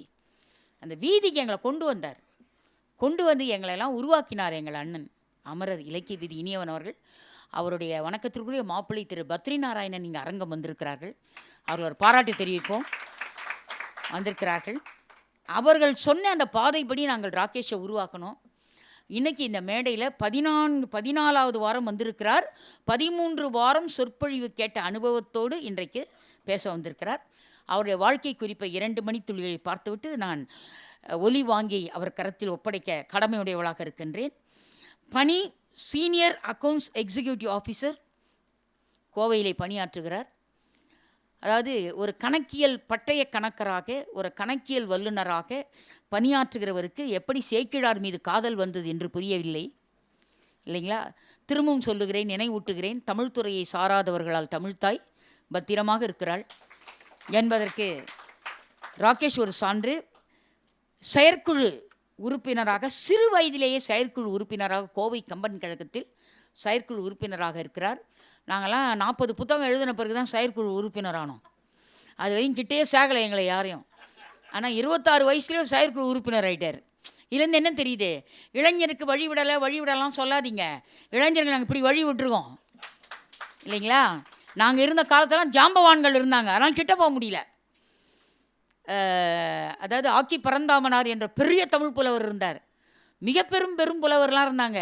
ஆசா ஞானசம்பந்தன் இருந்தார், நகைச்சுவை நமச்சிவாயம் இருந்தார், எம்எம் இஸ்மாயில் இருந்தார். நாங்களாம் கிட்டே போக முடியாதுங்க, தூரம் தான் இருந்து வேடிக்கை பார்த்தோம். அந்த வேடிக்கையை ஒழுங்காக 40 வருஷம் பார்த்தோம். அதனால் நீங்கள் செயற்குழு உறுப்பினர் ஆகிட்டோம் இல்லைங்களா? ஆனால் இவங்கெல்லாம் என்ன பண்ணாங்க, கொஞ்சம் கொஞ்சமாக ப்ராக்டிஸ் பயிற்சி எடுக்க ஆரம்பித்தாங்க. ஆனால் 26 வயதிலேயே கோவை கம்பன் கழக செயற்குழு உறுப்பினர், கல்வி தகுதி பிகாம், தற்போது சிஎம்ஏ பயின்று வருகிறார். இவருடைய பேச்சுத்துறை 2018ஆம் ஆண்டில் சேக்கிழார் ஆராய்ச்சி மையம் நடத்திய பேச்சுப் போட்டியில் சிறப்பு பரிசு பெற்று சேக்கிழார் விழாவில் சொல் அரங்கத்தில் பங்கேற்றுள்ளார். 2017ஆம் ஆண்டு 18ஆம் ஆண்டிலே கோவை கம்பன் கழகம் நடத்திய பேச்சுப் போட்டியில் பரிசு பெற்று முறையே கோவை கம்பன் விழாவில் யுத்தகாண்டம் மற்றும் பாலகாண்டம் சார்ந்த தலைப்புகளில் சுழலும் சொல் அரங்கத்தில் பங்கேற்றுள்ளார். 2021ஆம் ஆண்டின் கோவை கம்பன் விழாவில் சுழலும் சொல் அரங்கத்தில் சுந்தரகாண்டம் சார்ந்த தலைப்பிலே பேசியிருக்கிறார். 2019ஆம் ஆண்டு ICMAI institute of cost accounts of India என்பதில் திருச்சூரில் நடத்திய இந்திய அளவிலான ICMAI குளோபல் சமிட் என்கிற நிகழ்வில் 2ஆம் பரிசு பெற்றிருக்கிறார்.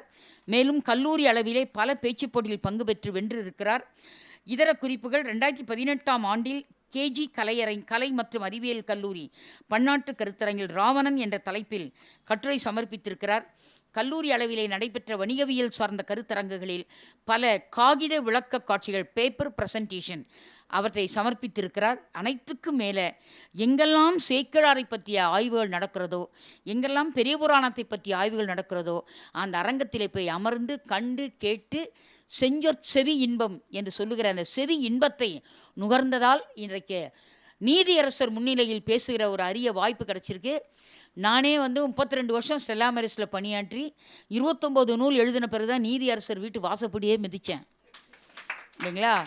ஆனால் இன்றைக்கி பாருங்கள், 26 வயதிலேயே நீதியரசர் அமர அந்த அரங்கத்தில், அவர் வாழ்க்கை துணைவியோடு அவர் அமர்ந்திருக்கக்கூடிய அரங்கத்தில் இன்றைக்கு ராகேஷுடைய சொற்பொழிவு அரங்கேற்றப்படுகிறது அவங்க தாய் தந்தையர் முன்னிலையில் என்று சொன்னால், இப்படிப்பட்ட பெருமையும் சிறப்பும் சென்னையில்தான் நாம் இருக்கிறோமா என்பது சற்று சிந்திக்க வேண்டிய ஒரு சூழலில் இந்த அழகான தெய்வ திருச்சபையில் வைணவத்தை பெயராக கொண்ட கோபாலகிருஷ்ணன் முன்னிலையில் இப்பொழுது சைவ திருமுறையின் மூர்த்தி நாயனாரை குறித்து தம்பி பேச இருக்கிறார் என்று சொன்னால் இதுதான் சமய நல்லிணக்கம், இல்லையா?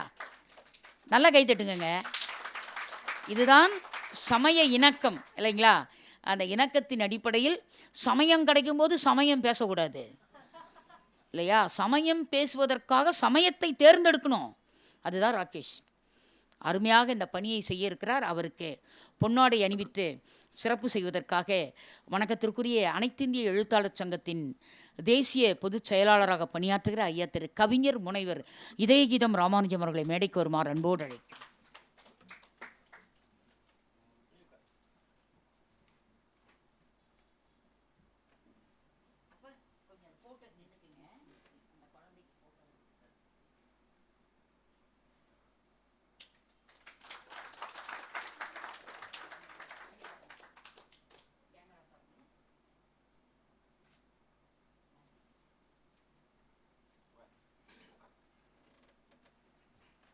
நண்பர்களே, செவிகளை திறந்து வையுங்கள். இப்பொழுது ராகேஷ் அவருடைய செந்தமிழ் உரையை நாம் இப்பொழுது கண்டு கேட்டு உண்டு மகிழ்ந்து இன்புறலாம்.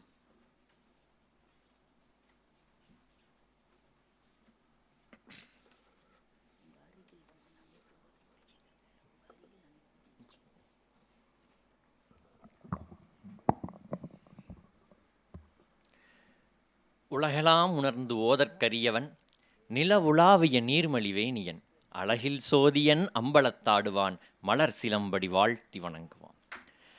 மூவிருமுகங்கள் போற்றி முகம்பொழி கருணை போற்றி, ஏவரும் துதிக்க நின்ற வீராறு தோல் போற்றி, காஞ்சிமா வடிவைக்கும் செவ்வேல் மலரடி போற்றி, அன்னால் சேவலும் மயிலும் திருக்கைவேல் போற்றி போற்றி. குன்றத்தூர் சேக்கிழார் பெருமானையும் அன்னை தமிழையும் முதலில் வணங்கி மகிழ்கின்றேன். என்னை ஈன்ற தாய்க்கும் தந்தைக்கும் என் மறுவணக்கம். தொண்டர்தம் பெருமை சொல்லவும் பெரிதே என்ற ஔவையின் வரிகளுக்கேற்ப சீரும் சிறப்பும் மிக்க இச்சென்னை மாநகர்தனிலே தமிழ் 63 என்ற நிகழ்வின் மூலம் 63 அடியவர் பெருமைதமை மயிலையே கையிலை கையிலையே மயிலை என்று சிறப்பு பெற்ற மயிலாப்பூர்தனிலே வாரந்தோறும் மிகவும் சிறப்பாக நடத்தி ஒரு பெரும் தமிழ் கனவை நோக்கி நாளும் பயணித்து செல்லும் வழியெல்லாம் இருக்கும் என் போன்ற இளைஞர்களின் கரம் பிடித்து அழைத்துச் செல்லும் எங்கள் அம்மா உலகநாயகி பழனி அவர்களுக்கும்,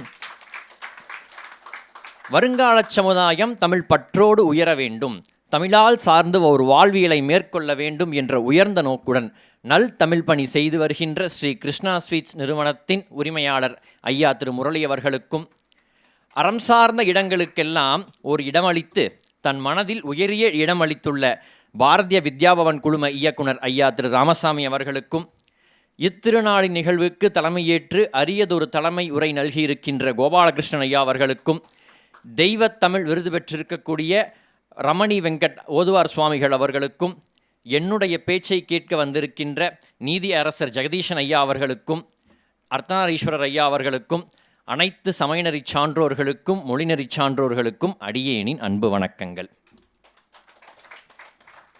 அளவிலாத பெருமையராகிய அளவிலா அடியார் புகழ் கூறுகேன், அளவு கூட உரைப்பரியதாயினும் அளவில் ஆசை துறப்ப அறைகுவேன் என்று சேக்கிழார் பெருமான் அவையடக்கத்திலே குறிப்பிடுகின்றார். ஆசையால் நான் 63 புராணத்தை பேச வந்துள்ளேன்னு சேக்கிழார் பெருமான் சொல்கிறார். அதுபோல் 63 பற்றி பேச வேண்டும் என்று ஆசையோடு வந்த இச்சிறியவனுக்கும் நல்லதொரு வாய்ப்பை நல்கிய உலகநாயகி பழனி அம்மா அவர்களுக்கு முதற்கண் என் உளமார்ந்த நன்றிகள். பெரிய புராணம் 12 திருமறைகளிலே 12ஆம் திருமுறையாக வைக்கப்பட்டிருக்கின்ற திருத்தொண்டர் புராணத்தில் சேக்கிழார் பெருமான் 63 சிவனடியாரின் வாழ்வியலை, அவர்கள் செய்த சிவத்தொண்டின் மேன்மையையும், எம்பெருமான் அவர்கள் வாழ்வில் புரிந்த திருவிளையாடல்களையும் பூக்கள் பொழிதேனினும் இனிய பாக்களாக பக்தி சுவை நனி சொட்ட சொட்ட பாடியுள்ளார். இதனுடைய முதல் பாட்டிலே சுவாமிகள் ஒரு நுணுக்கத்தை வைக்கிறார். அதாவது நம்ம சொல்கிறோம் இல்லைங்களா, உலகெல்லாம் உணர்ந்து ஓதற்கரியவன்னு. அந்த பாட்டில் நம்ம பார்த்துக்கிட்டோம்னா மொத்தம் 72 எழுத்து. அந்த 72 எழுத்தில் புள்ளி வைத்த மெய்யெழுத்துக்கள் 9, புள்ளி வைக்காத உயிரும் மற்றும் உயிர்மை எழுத்துக்கள் 63. ஆக 72 அடியாரை பற்றி நான் பாடப்போகிறேன் என்று முதல் பாட்டிலேயே நுட்பமாக வைத்தாரே சேக்கிழார் பெருமான். என்ன ஒரு நுட்பம்! சரி, இவர்கள்லாம் யார்? இவர்கள் அனைவருமே தேடும் செல்வம் எல்லாம் ஆடும் பெருமானுக்கும் ஆடும் பெருமான் அடியவர்க்கும் என்ற உயரிய நோக்கில் வாழ்ந்தவர்கள். சிவஞான போதத்தில் சொல்கிறாங்க, இறைவன் அதாவது செய்வநெறியோடைய ஒரு ஆழ்ந்த ஒரு அடித்தளம் என்னன்னா, இறைவன் வேறு அடியவர் வேறு கிடையாது. இறைவனுக்கு என்ன வழிபாடு செய்யப்படுகின்றதோ அதே வழிபாடு அடியவர்க்கும் உண்டு. அதுதான் சைவத்தினுடைய நெறி. சைவத்தினுடைய நெறி என்ன சொல்லுதுன்னா, தனக்கென வாழ்தல் கூடா. அப்போ யாருக்காக வாழணும்? இறைவனுக்காக வாழணுமா? இல்லை. இறைவனுடைய அடியவர்களுக்காக வாழ வேண்டும். இறைவனை கும்பிடணுமா? இல்லை. இறைவனுடைய அடியவர்களை கும்பிட வேண்டும் என்று ஒரு உயர்ந்த நெறியைத்தான் சைவம் நமக்கு கற்றுக் கொடுத்து வருகிறது. சிவஞான போதத்தில் மெய்கண்ட தேவர் சொல்கிறாரு, இந்த சிவபெருமானுடைய அடியாவர்கள் எல்லாம் சந்தனம் போன்றவர்கள் அப்படிங்கிறார். சந்தனம் ஏன் சந்தனம் சொல்கிறாரு? எப்படி சந்தனம் எங்கேயோ ஒரு மரத்தில் முளைக்குது, எங்கேயோ ஒரு மலையில் முளைக்குது. அதை வெட்டி எடுத்துகிட்டு வந்தால் கூட தனக்குன்னு ஒரு பையன் இல்லாட்ட கூட தான் செல்லும் இடங்களுக்கெல்லாம் மனத்தை பரப்பிக்கொண்டே வருகிறது. தன்னை யாரெல்லாம் தேய்க்கிறாங்களோ அவங்களுக்கெல்லாம் மனம் கொடுக்குது இல்லையா? அதுபோல் இந்த சிவனடியார்கள் எல்லாம் தனக்கென்று ஒரு வாழ்க்கை வாழாதவர்கள், பிறர்க்கென வாழ்ந்து உயர்ந்தவர்கள். அப்படிப்பட்ட 63 அடியவர்களைத்தான் சேக்கிழார் பெருமான் குறிப்பிடுகின்றார். வையத்துள் வாழ்வாங்கு வாழ்பவன் வானுரையும் தெய்வத்தில் வைக்கப்படும் என்ற வள்ளுவரின் வான்மறை வாசகத்திற்கேற்ப சீரோடும் சிறப்போடும் வாழ்ந்த 63 மும்மையால் உலகாண்ட மூர்த்தி நாயனார் புராணம்தனிலே அவர் செய்த சிவ தொண்டினையும் அந்த சிவதொண்டினுடைய மேன்மையும் இச்சபைக்கு உரைப்பதுதான் என்னுடைய சாரம். சரி, அதுக்கு முன்னாடி 2 விஷயம் நான் எல்லாருக்கும் தெரியப்படுத்த விரும்புகிறேன். எது பக்தி? சுவாமிகிட்ட போயிட்டு, சுவாமி எனக்கு இந்த வரம் வேண்டும், எனக்கு நீங்கள் அந்த வரம் கொடுங்க, நீங்கள் எனக்கு இதை செஞ்சிங்கன்னா நான் உங்களுக்கு இதை செஞ்சிட்றேன். அவன் நல்லா இருக்கக்கூடாது அப்படின்லாம் வேண்டுவது பக்தியா? இல்லை. தன்னையே விடுத்து இறைவனை சரணடைவது தான் உண்மையான பக்தி. எந்த பற்றும் இருக்கக்கூடாது. நான், எனது, என்னுடையது என்ற எந்த ஒரு பற்றுமே இல்லாமல் தன்னையே விடுத்து இறைவனை சரணடைய வேண்டும். அப்படிப்பட்ட இந்த பக்திக்கு அடிப்படை அப்படின்னு எது நம்ம பார்த்தோம்னா, உளத்திலிருந்து வரும் பெருக்கெடுத்துகின்ற ஓடுகின்ற ஒரு அன்பு. அந்த அன்பின் வெளிப்பாடை செய்கின்ற தொண்டுகள். அன்புதான் இறைவன் அப்படின்னு நான் சொல்லலை. திருமூலர் திருமந்திரத்தில் சொல்கிறாரு, அன்பும் சிவமும் இரண்டென்பார் அறிவிலார், அன்பே சிவமாவது ஆறும் அறிந்திலார், அன்பே சிவமாவது ஆறும் அறிந்த பின் அன்பே சிவம் என்று அமர்ந்திருந்தாரே அப்படின்னு சொல்கிறார். அன்பு தான் இறைவன் அப்படின்னு சொல்கிறார். அப்படி அனைவரின் மீதும் அன்பு வைத்து இறைவன் மீது மாறாத பற்று வைத்து நாமும் தொண்டு புரிந்தால் அதுதான் உண்மையான பக்தி.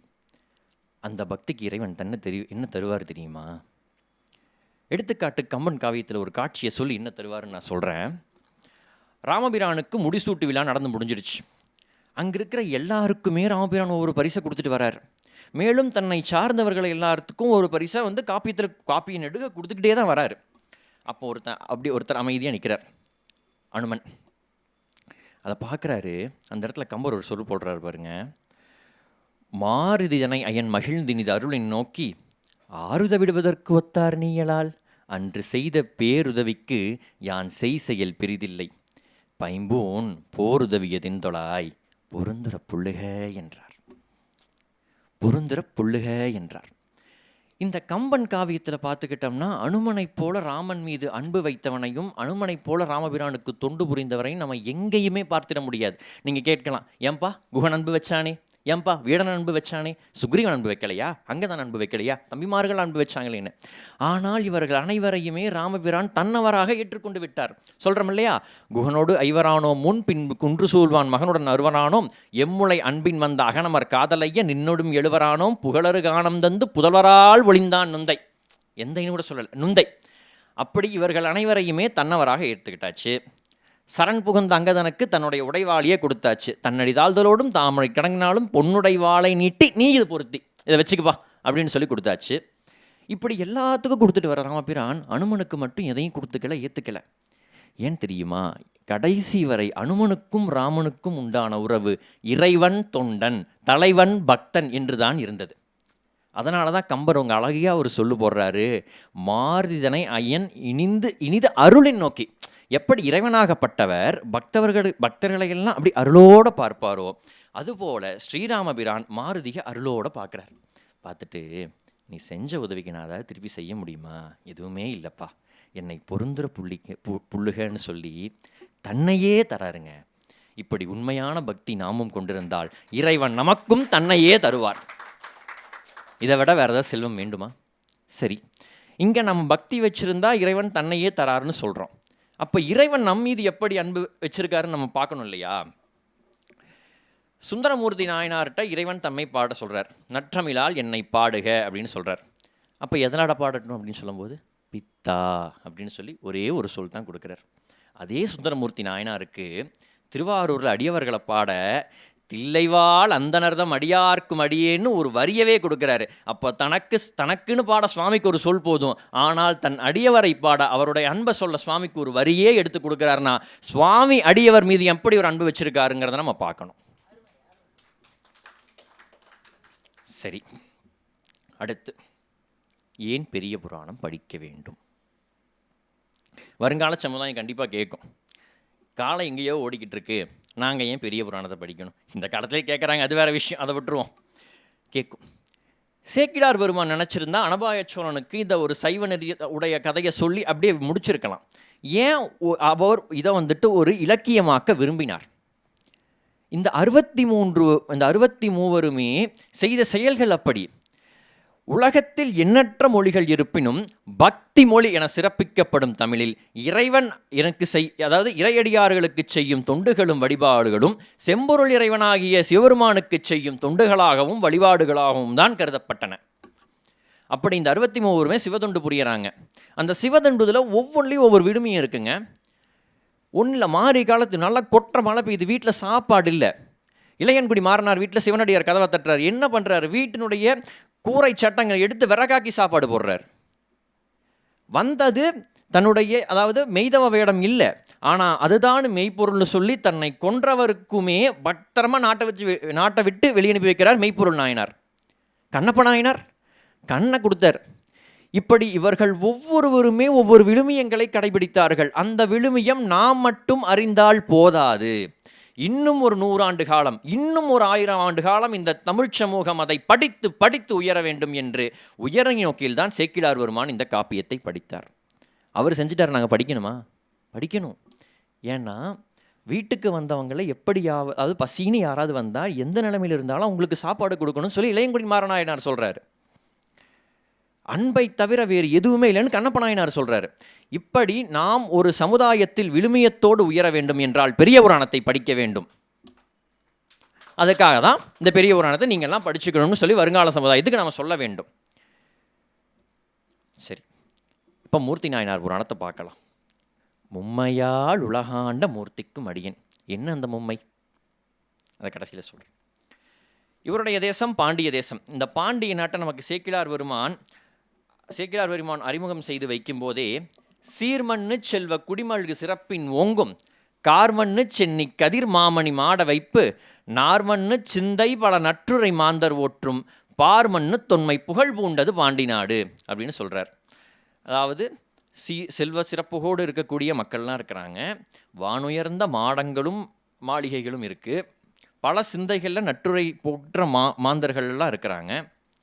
அப்படி இருக்கிறப்பவும் கூட தொன்மையான பாண்டி நாடு அப்படின்னு சொல்கிறார், மிகவும் பழம்பெரும் நாடு அப்படின்னு சொல்கிறார்.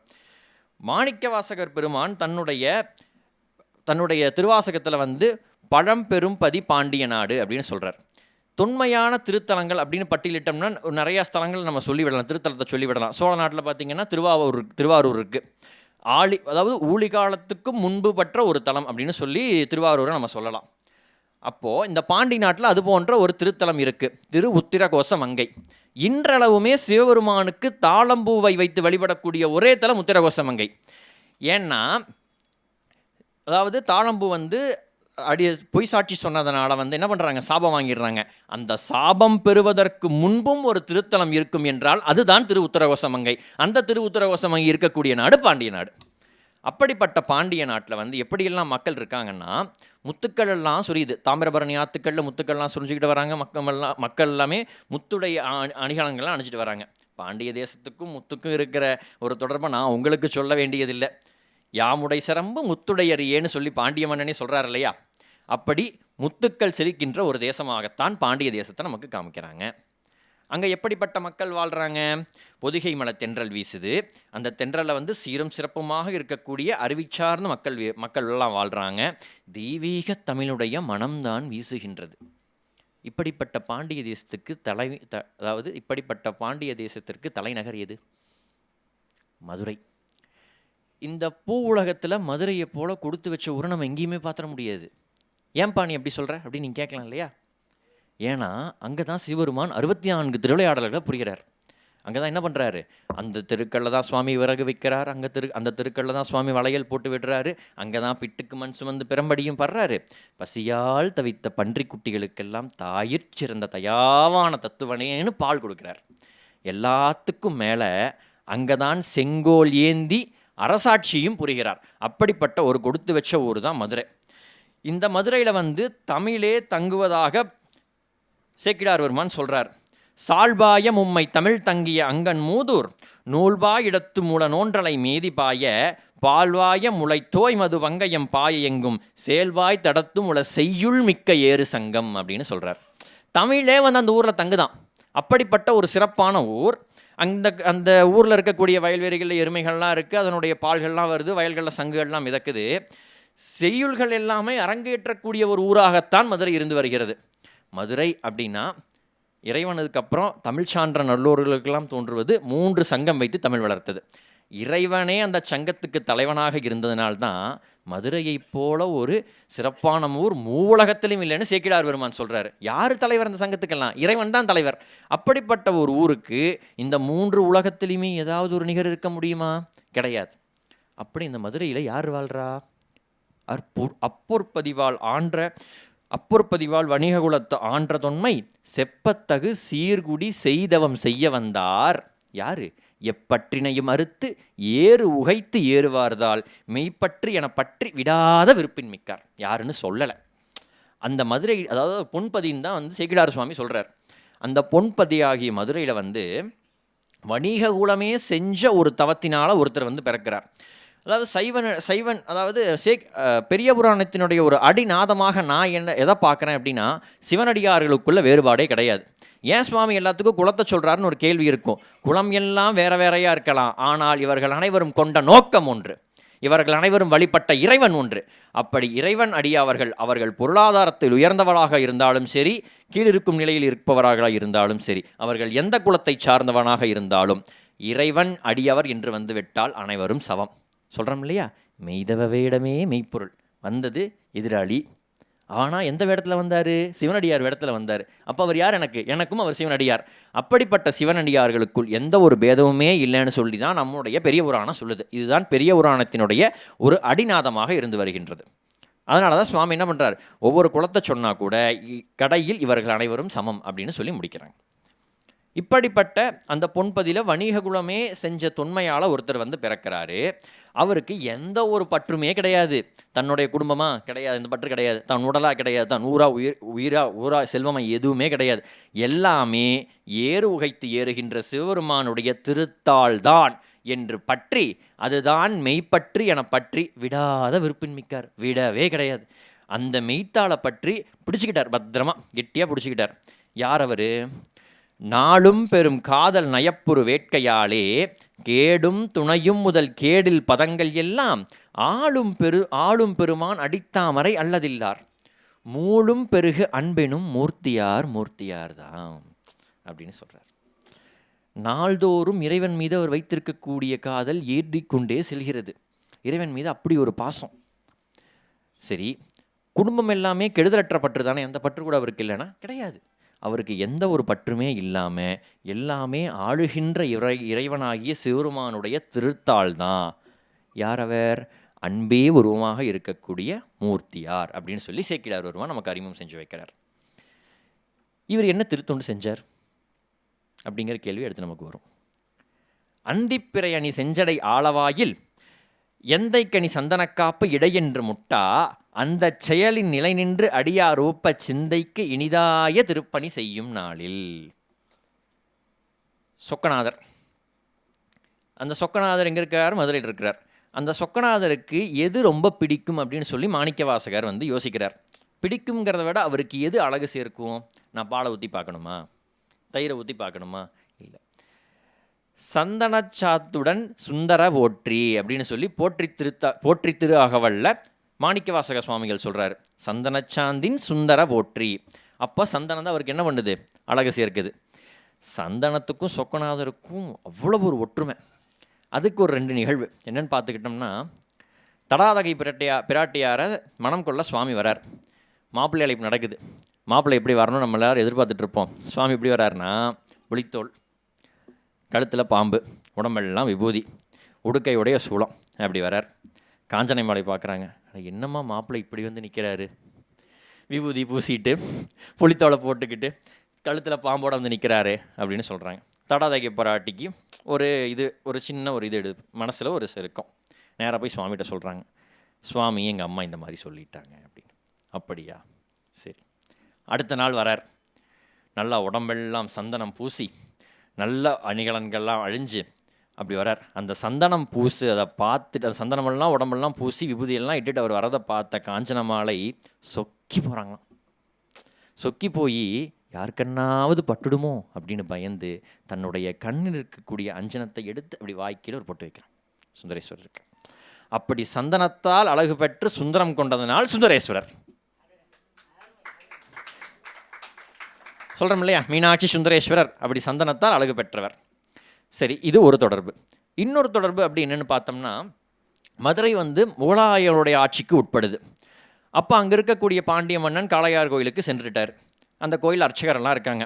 அவங்க வழக்கம் போல் சுவாமிக்கு சந்தனம் சாத்தி உள்ள விளக்கேற்றி வழிபட்டு இருக்கிறப்போ செய்தி வருது. என்ன பண்ணுறது, இவங்க சொக்கநாதர் எடுத்து விடுவாங்களே அப்படின்னு சொல்லி என்ன பண்ணுறாங்க, சொக்கநாதருடைய அந்த மூலஸ்தானத்தை மண் போட்டு மூடுறாங்க. மேலே ஒரு கிளிக்கூண்டை வச்சு அதன் முன்னாடி ஒரு கல் சிவர் எழுப்பி அதுக்கும் முன்னாடி வேறொரு லிங்க திருமேனியை பிரதிஷ்டை செஞ்சிடறாங்க. பிரதிஷ்டை செஞ்சுட்டு இவங்க எல்லாருமே ஊரை விட்டு ஓடிட்டாங்க. ஊரை விட்டு ஓடல, வேறு இடத்துக்கு சென்றுட்டாங்க. அப்போ அங்கே முகலாயர் என்ன பண்ணுறாங்க, முன்னாடி இருந்த அந்த லிங்க திருமேனியை பெயர்த்து எடுத்தாச்சு. இப்படியே 48 ஆண்டுகள் சொக்கநாதருக்கு பூஜையே ஆகலை. சொக்கநாதர் முகலாய அரசு இருக்கிறதுனால சொக்கநாதருக்கு என்ன பண்ணுறாங்க, அந்த சொக்கநாதர் தான் இடிச்சு வச்சுன்னு சொல்லி முகலாயர் நம்பிட்டு இருக்கிறாங்க. 48 ஆண்டுகள் பூஜை இல்லாமல் சொக்கநாதர் இருக்கிறார். அப்புறம் விஜயநகர் பேரரசினுடைய அரசர் கம்பனராயர் உதவியோட மதுரையை மீட்கிறாங்க. மீட்ட உடனே, சரிப்பா சொக்கநாதர் தான் இடிஞ்சிட்டாரே, நம்ம வேற ஒரு சொக்கநாதர் செய்யலான்னு சொல்லி அவர் கேட்கும்போது, இல்லை சுவாமி சொக்கநாதர் பின்னாடி இருக்காருன்னு சொல்லி அந்த கல் சிவரெல்லாம் உடைச்சி அந்த உடைய மூலஸ்தானத்தை காட்டுறாங்க. அந்த மூலஸ்தானத்துக்குள்ளே போனால் 48 வருஷத்துக்கு முன்னாடி ஏற்றி வச்ச அந்த 2 வெள்ளி விளக்கு அப்படியே எரிஞ்சிக்கிட்டு இருக்கு. அதை விட இன்னொரு அதிசயம் என்ன தெரியுமா, அந்த 48 வருஷத்துக்கு முன்னாடி வச்ச சந்தனம் இன்னும் மனம் வீசிக்கிட்டு இருக்கு, காயவே இல்லை. அப்படி ஒரு சக்திமிக்க தெய்வம் தான் நம்ம சொக்கநாதர். இப்படி சொக்கநாதருக்கும் சந்தனத்துக்கும் ஒரு அருபெரும் தொடர்பு இருக்குது. இப்படி ஒரு தொடர்பு இருக்கக்கூடிய சுவாமிக்கு மூர்த்தி நாயனார் என்ன பண்ணுறாரு, நாலு அந்திப்பிறைய தன்னுடைய செஞ்சலையில் அமைஞ்சிருக்கிற சுவாமிக்கு சந்தனத்தை அரைச்சு சந்தனக்காப்பு செய்யக்கூடிய ஒரு திருப்பணியை செஞ்சுக்கிட்டு வரார். இப்படியெல்லாம் பணி செஞ்சுக்கிட்டு வர்றப்போ என்ன நடக்குதுன்னா, கர்நாடக தேசத்தைச் சேர்ந்த ஒரு வடுகை இனத்தரசன் படையெடுத்து வர்றான். யானைப்படை, குதிரைப்படை, காலர்படைன்னு சொல்லி மதுரையை ஃபுல்லாக தமிழ் மண்ணே மங்கும் அளவிற்கு ஒரு படையை நிறுத்தி பாண்டியர்களை போரில் வென்று ஆட்சியை கைப்பற்றுகிறான். அரசன் அந்நியன். சரி, அப்போ எந்த மதத்தை சார்ந்தவர் இருப்பார்? அவர் சமணம் என்ற மதத்தை சார்ந்துள்ளார். அப்போ நாட்டில் மறுபடியும் சமணம் ஓங்கி நிற்கிது. நம்ம அதாவது நம்ம இலக்கிய காலத்திலலாம் பார்த்துட்டோம்னா சமண சமயமாகப்பட்டது ஒரு கொல்லாமையுடைய சமயம்தான். ஆனால் அந்த சமயத்தை பரப்புறதுக்காக அவங்க செஞ்ச ஒரு தொல்லைகள்ங்கிறது வார்த்தையில் சொல்லி நம்ம மாள முடியாது. நம்ம எல்லாத்துக்குமே தெரியும், மதுரையில் வந்து மதுரையில் வந்து கூன்பாண்டியன் ஆட்சி செஞ்சப்போ மங்கையர்க்கரசி அரசியாக இருந்தாங்க. அந்த மதுரையில் என்ன பண்ணுவாங்களாம், ஞானசம்பந்தர் வந்து இறங்குறார். ஏன்னா வந்து இந்த சமணத்தெல்லாம் விரட்டணுமே, அவர் தானே வரணும், வந்து இறங்குறாரு. அவரை பார்த்துட்டு இந்த சமணத்துறவைகள்லாம் ஓடி போய் ராஜா கிட்ட, நாங்கள் இந்த மாதிரி ஒரு கண்டு முட்டுங்கிறாங்களாம். என்னப்பா பார்த்தீங்க எப்படி? அந்த விபூதியெல்லாம் பூசிக்கிட்டு உத்ராட்சத்தோடு ஒரு சிவனடியார் வந்தார், அதை பார்த்தோன்னே எங்களுக்கு தீட்டு வந்துருச்சு அப்படிங்கிறாங்களாம். உடனே கூன்பாண்டியன் சொல்கிறாராம், கேட்டு முட்டுங்கிறாங்களாம். இதை வந்து நீங்கள் எனக்கு சொன்னீங்களே, இதை கேட்டு எனக்கு தீட்டாயிடுச்சேன்னு சொல்லி சமண சமயமாகப்பட்டது சைவ சமயத்தை இப்படி ஒதுக்கியது. சரி, மன்னனுடைய அரசியார் மங்கையர்க்கரசி, சோழர் குலத்தைச் சேர்ந்த ஒரு பெருமாட்டி, சைவமே தனது வாழ்க்கை என வாழ்ந்தவர். திண்ணீர் அணியணும், இவங்க விடுவாங்களா? சைவர்களை திண்ணீர் அணிய விடலை, சைவர்களை வாழவும் விடலை. அதாவது கொல்லாமை குணம்தான், ஆனால் வாழ விடலை. திண்ணீர் அணிய விடலை, உருத்ராட்சம் போட விடலை.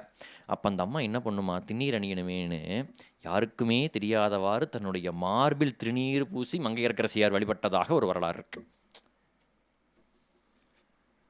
சரி, இப்படியாக சமண சமயம் நாட்டில் பரவிக்கிட்டே வருது இல்லையா? இப்படி இருக்கிற இந்த சமயத்துக்குள்ளே வந்து ஒருத்தர் திண்ணீர் பூசிக்கிட்டு 4 சுவாமிக்கு நான் சந்தனம் செஞ்சு சந்தன காப்பு போடுறேன்ட்டு போனால் அவரை சும்மா விடுவாங்களா? அவருக்கும் ஆகப்பட்ட தொல்லைகள் கொடுக்குறாங்க, அவர்களை இழிந்துரைக்கிறாங்க. கட்டுப்படவே இல்லை.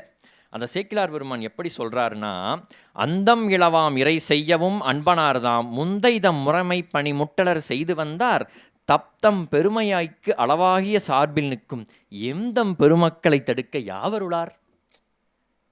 இறைவனாருக்கு நான் செய்யக்கூடிய பணியை தடுக்க முடியுமா? நான் வந்து இந்த மாதிரி பணி தடப்பட்டா கூட நான் போய் செய்யறேனே, அப்படிப்பட்ட அவர்களுடைய பெருமைக்கு நான் யாரைத்தான் சொல்ல முடியும், யாரைத்தான் நான் சான்றா சொல்ல முடியும்? அப்படி ஒரு திருப்பணியை மூர்த்தி நாயனார் செஞ்சுக்கிட்டு இருக்கிறார். பார்க்குறாங்க, நீ சந்தனம் இருந்தால் தானே நீ என்ன பண்ணுவ, போய் சந்தன காப்பு சாத்திட்டு வருவே, நான் சந்தனமே கிடைக்காத மாதிரி பண்ணுறேன்னு சொல்லி அவருக்கு இறைவனுக்கு சாத்த பெறும் சந்தனத்தை தடுக்கிறார்கள். பகல் முழுக்க மூர்த்தி நாயனார் அலையறார். சந்தனம் தேடி தேடி தேடி தேடி அலையறாரு. சந்தனம் கிடைக்கவே இல்லை. மனசுக்குள்ளே ஒரே வேதனை. என்ன வேதனை? சந்தனம் கிடைக்கலனா வேதனை கிடையவே கிடையாது. இப்படி ஒரு அரசாட்சி நடந்துக்கிட்டு இருக்கே, இந்த அரசன் எப்போ மாழ்வான்? நாங்கள்லாம் எப்போ மறுபடியும் திண்ணீர் வைக்க முடியும்? சைவர்கள்லாம் எப்படி இந்த நாட்டில் உளமாற நடமாட முடியும், சுவாமி வழிபட முடியும்னு உலகத்துக்காக சிந்திக்கிறார். சந்தனம் கிடைக்கலையேன்னு சிந்திக்கலை, சந்தனம் கிடைக்கலையேன்னு வேதனைப்படல, எப்படி நாட்டில் மக்கள் மறுபடியும் சைவத்தை பேணி வாழ்வாங்கன்னு பகல் முழுக்க அலைஞ்சிக்கிட்டே வரார். அப்படி அலைஞ்சிக்கிட்டு வந்தவர் நேராக திரு ஆலவாய் கோபுரத்து முன்னாடி வந்துடுறார். வந்துட்டு உடம்பு முழுக்க ஒரே அதாவது மனசெல்லாம் ஒரே வந்துட்டு வேதனையாக இருக்குது. என்னப்பா சோதனைன்னு சொல்கிறார். இந்த இடத்துல வந்து நம்ம ஒரு நுட்பம் பார்க்கணும். நம்ம எல்லாருமே இறைவன் நம்ம எங்கேயாவது சோதிக்கிறார் அப்படின்னா, இறைவன் என்ன சோதிச்சிட்டாருன்னு அப்படின்னு சொல்கிறோம். இறைவன் எதுக்காக தெரியுமா அடியவர்களை சோதிக்கிறார்? ஒரு தங்கம் அப்படியே கட்டியாக இருந்துக்கிட்டா அது யாருக்குமே பயன் கிடையாது. அதை தீயில் இட்டு சோதித்தால் தான் ஒரு நகையாகி மற்றவருக்கு உதவும். ஒரு கல்லாகப்பட்டது வெறும் பாறையாக அப்படியே இருந்தால் யாருக்குமே பயன்படாது. அதை செதுக்கி சிற்பமாக்கினால்தான் அங்கே கலைநுட்பம் வளரும். அப்படி இறைவன் அடியவர்களை சோதிப்பது ஒவ்வொன்றுமே அவர்களை அடுத்த நிலைக்கு எடுத்து செல்லத்தான். சோதிக்கணும்னு சோதிக்கலை, அடுத்த நிலை செல்லணும். என்ன பண்ணணும்? அந்த சோதனையை எப்படி எதிர்கொள்ள வேண்டும் என்று நாம் தெரிந்திருக்க வேண்டும். அதற்காக தான் இறைவன் சோதிக்கிறார். கை விட்டுடுவாரா? விடவே மாட்டார். இங்கே சுவாமி கை விடலை. என்ன பண்ணுறாரு மூர்த்தி நாயனார்? சந்தனம் கிடைக்கல. நட்டம் புரிவார் அணி நற்று மெய்ப்பூச்சி என்று முட்டும் பரிசாயினும் தேய்க்கும் கை முட்டாது என்று வட்டம் திகழ் பாறையின் வைத்து முழங்கை தேய்த்தார் கட்டும் புறந்தோல் நரம்பும் என்பு கரைந்து தேய. சந்தனம் கிடைக்கல, அதுக்காக நான் திருப்பணி செய்யாமல் இருக்க முடியுமா? சந்தனம் தானே கிடைக்கல, சந்தனத்தை தேய்க்கிற என் கை இருக்கேன்னு சொல்லி அந்த வட்டம் திகழ் பாறையில் வைத்து தன்னுடைய கையை தேய்க்கிறாரு. அவருடைய நரம்பு தேயுது, அவருடைய ஊன் தேயுது, அவருடைய உயிர் அப்படியே தேய்ஞ்சிக்கிட்டே வருது. நான் முன்னாடியே சொன்னேன் பார்த்தீங்களா, எந்த ஒரு பற்றுமே இல்லாமல் தன்னையே விடுத்து இறைவனை சரணையில் தான் பக்தி. அதுதான் இந்த பக்தி. அப்போ எனக்கு என்ன பண்ணியிருக்கணும்? இதை நம்மளால் தான் யோசிச்சிருப்போம். எனக்கு கை வலிக்கும், நான் சந்தன காப்பு சாத்திய முடியாது, என்ன பண்ணுறது அப்படின்னு யோசிச்சிருப்போம். ஆனால் அவர் யோசிக்கவே இல்லை. என் கை இருக்குல்ல, அதை வச்சு நான் தேய்க்கிறேன், என்னுடைய பணி இறைவனுக்கு சந்தனம் தேய்த்து கொடுப்பது தானேன்னு சொல்லி தன்னுடைய கையினை அந்த வட்டம் திகழ் பாறையின் வைத்து தேய்க்கிறார். இன்றைக்கும் நம்ம மதுரை கோயிலுக்கு போனால் அந்த கல்லை நம்ம பார்க்க முடியும், அதை தரிசிக்க முடியும், அதை தொட்டு வணங்கவும் முடியும். இன்றைக்கி அதில் தான் வந்து சந்தனம் அரைச்சி சாத்தக்கூடிய ஒரு நடைமுறை இருந்துக்கிட்டு வருது. இப்படி வந்து நம்ம மூர்த்தி நாயனார் ஆகப்பட்டவர் அந்த கல்லை வந்து புறங்கையில் தேய்ச்சிக்கிட்டே வராரு இல்லையா, சுவாமிக்கே பொறுக்க முடியல. ரத்த வெள்ளமெல்லாம் பெருகி அந்த சதையெல்லாம் இப்படி விழுந்து கிடக்கு, சுவாமிக்கே பொறுக்க முடியல. சொல்கிறார், அன்பின் துணிவால் இது செய்திடல் ஐய, உன்பால் வன் புன்கண் விளைத்தவன் கொண்ட மண்ணெல்லாம் கொண்டு முன்பு இன்னல் புகுந்தன முற்றவும் நீத்து காத்து பின்பு உன் பணி செய்து நம் பேருலகு எய்துக என்ன அப்படிங்கிறார். உனக்கு அன்பு இருக்குங்கிறது எனக்கு தெரியும், அதனால் துணிவால் இப்படி பண்ணிடாதப்பா. உனக்கு புண் விளைவிச்சான் பற்றி அவனுடைய மண்ணெல்லாம் நீயே ஆழ்வ. அப்படி ஆழ்ந்தபோது முன்பு புகுந்ததிலே அந்த சமணத்தினுடைய வேதனைகள்லாம் நீக்கி பிறகு உன்னுடைய பணிகள்லாம் சிறப்புற செஞ்சு என்னுடைய உலகுக்கு வந்துடு அப்படின்னு சொல்கிறார். மூர்த்தி நாயனாருக்கு ஒரு தெளிவு வந்துடுது. சரி, இது ஒரு புறம் இருக்க, அன்னைக்கு அன்று இரவே வந்து அந்த வடுக தேசத்தரசன் மாண்டு போனான். மாண்டு போன உடனே அவனுக்கு எந்த ஒரு குழந்தைகளுமே இல்லை. மனைவிமார்கள் அவருடைய தளபதிமார்கள்லாம் அழுதுகிட்டு இருக்கிறாங்க. அப்போது நாட்டில் ஒரு அரசன் இல்லை என்றால் எப்படி இருக்கும்? நம்ம தமிழ் புலவர்கள்லாம் என்ன பண்ணாங்க, மன்னனை தெய்வமாக, மன்னனை கடவுளாக, மன்னனை உயிராக, மன்னனை உடம்பாக பாடினாங்க. ஏன் பாடினாங்க? அப்படிப்பட்ட அரசர்கள் இங்கே இருந்தாங்க. ஒன்றுமில்லை, ஒரு பசுக்கன்று அது தன்னுடைய மகனுடைய தேர்காலில் பட்டு இறந்துச்சேன்னு தன்னுடைய மகனையே தேர்காலுக்கு பலியிட்டாரை மனுநீதி சோழன். ஒரு மயில் குளிரில் நடுங்கிட்டு இருக்கு, அதுக்கு தன்னுடைய பட்டு போர்வையே கொடுத்தாரே பேகன். முல்லை கொடி சரிஞ்சிருக்கேன்னு தன்னுடைய தேரை கொடுத்தாரே பாரி. ஒரு சொல் தவறுனதுனால நீதி தவறாயிருச்சுன்னு தன்னுடைய உயிரையே கொடுத்தானே பாண்டிய மன்னன். இப்படிப்பட்ட மன்னர்களை உடையது நம்ம தமிழ் மண்.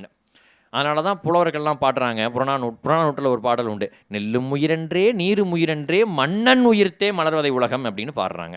நம்ம குலசேகர ஆழ்வார் திருவுடைய மன்னனை காணும் போது திருமாலையே கண்டேன் அப்படின்னு சொல்கிறார். கம்பராமாயணத்தில் கம்பர் உயிரெல்லாம் தன்னுயிர் ஒக்க ஓம்பலால் செயில் இலால் உலகில் சென்று நின்றுவாள் உயிரெல்லாம் உறைவது ஓர் உடம்பும் ஆயினால் அப்படின்னு பாடுறாங்க.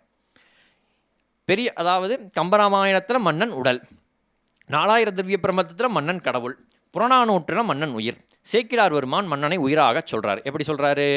பன்முறை உயிர்களை பாலித்து ஞாலம் காப்பான் தன்னெடும் குடைக்கீழ் தத்தம் நெறிகளில் செறிந்து வாழும் மன்னரை இன்றி வையும் இம்மண்ணுலக என்னும் காலை இன்னுயிர் இன்றி வாழும் யாக்கையை ஒக்கும் அப்படிங்கிறார்.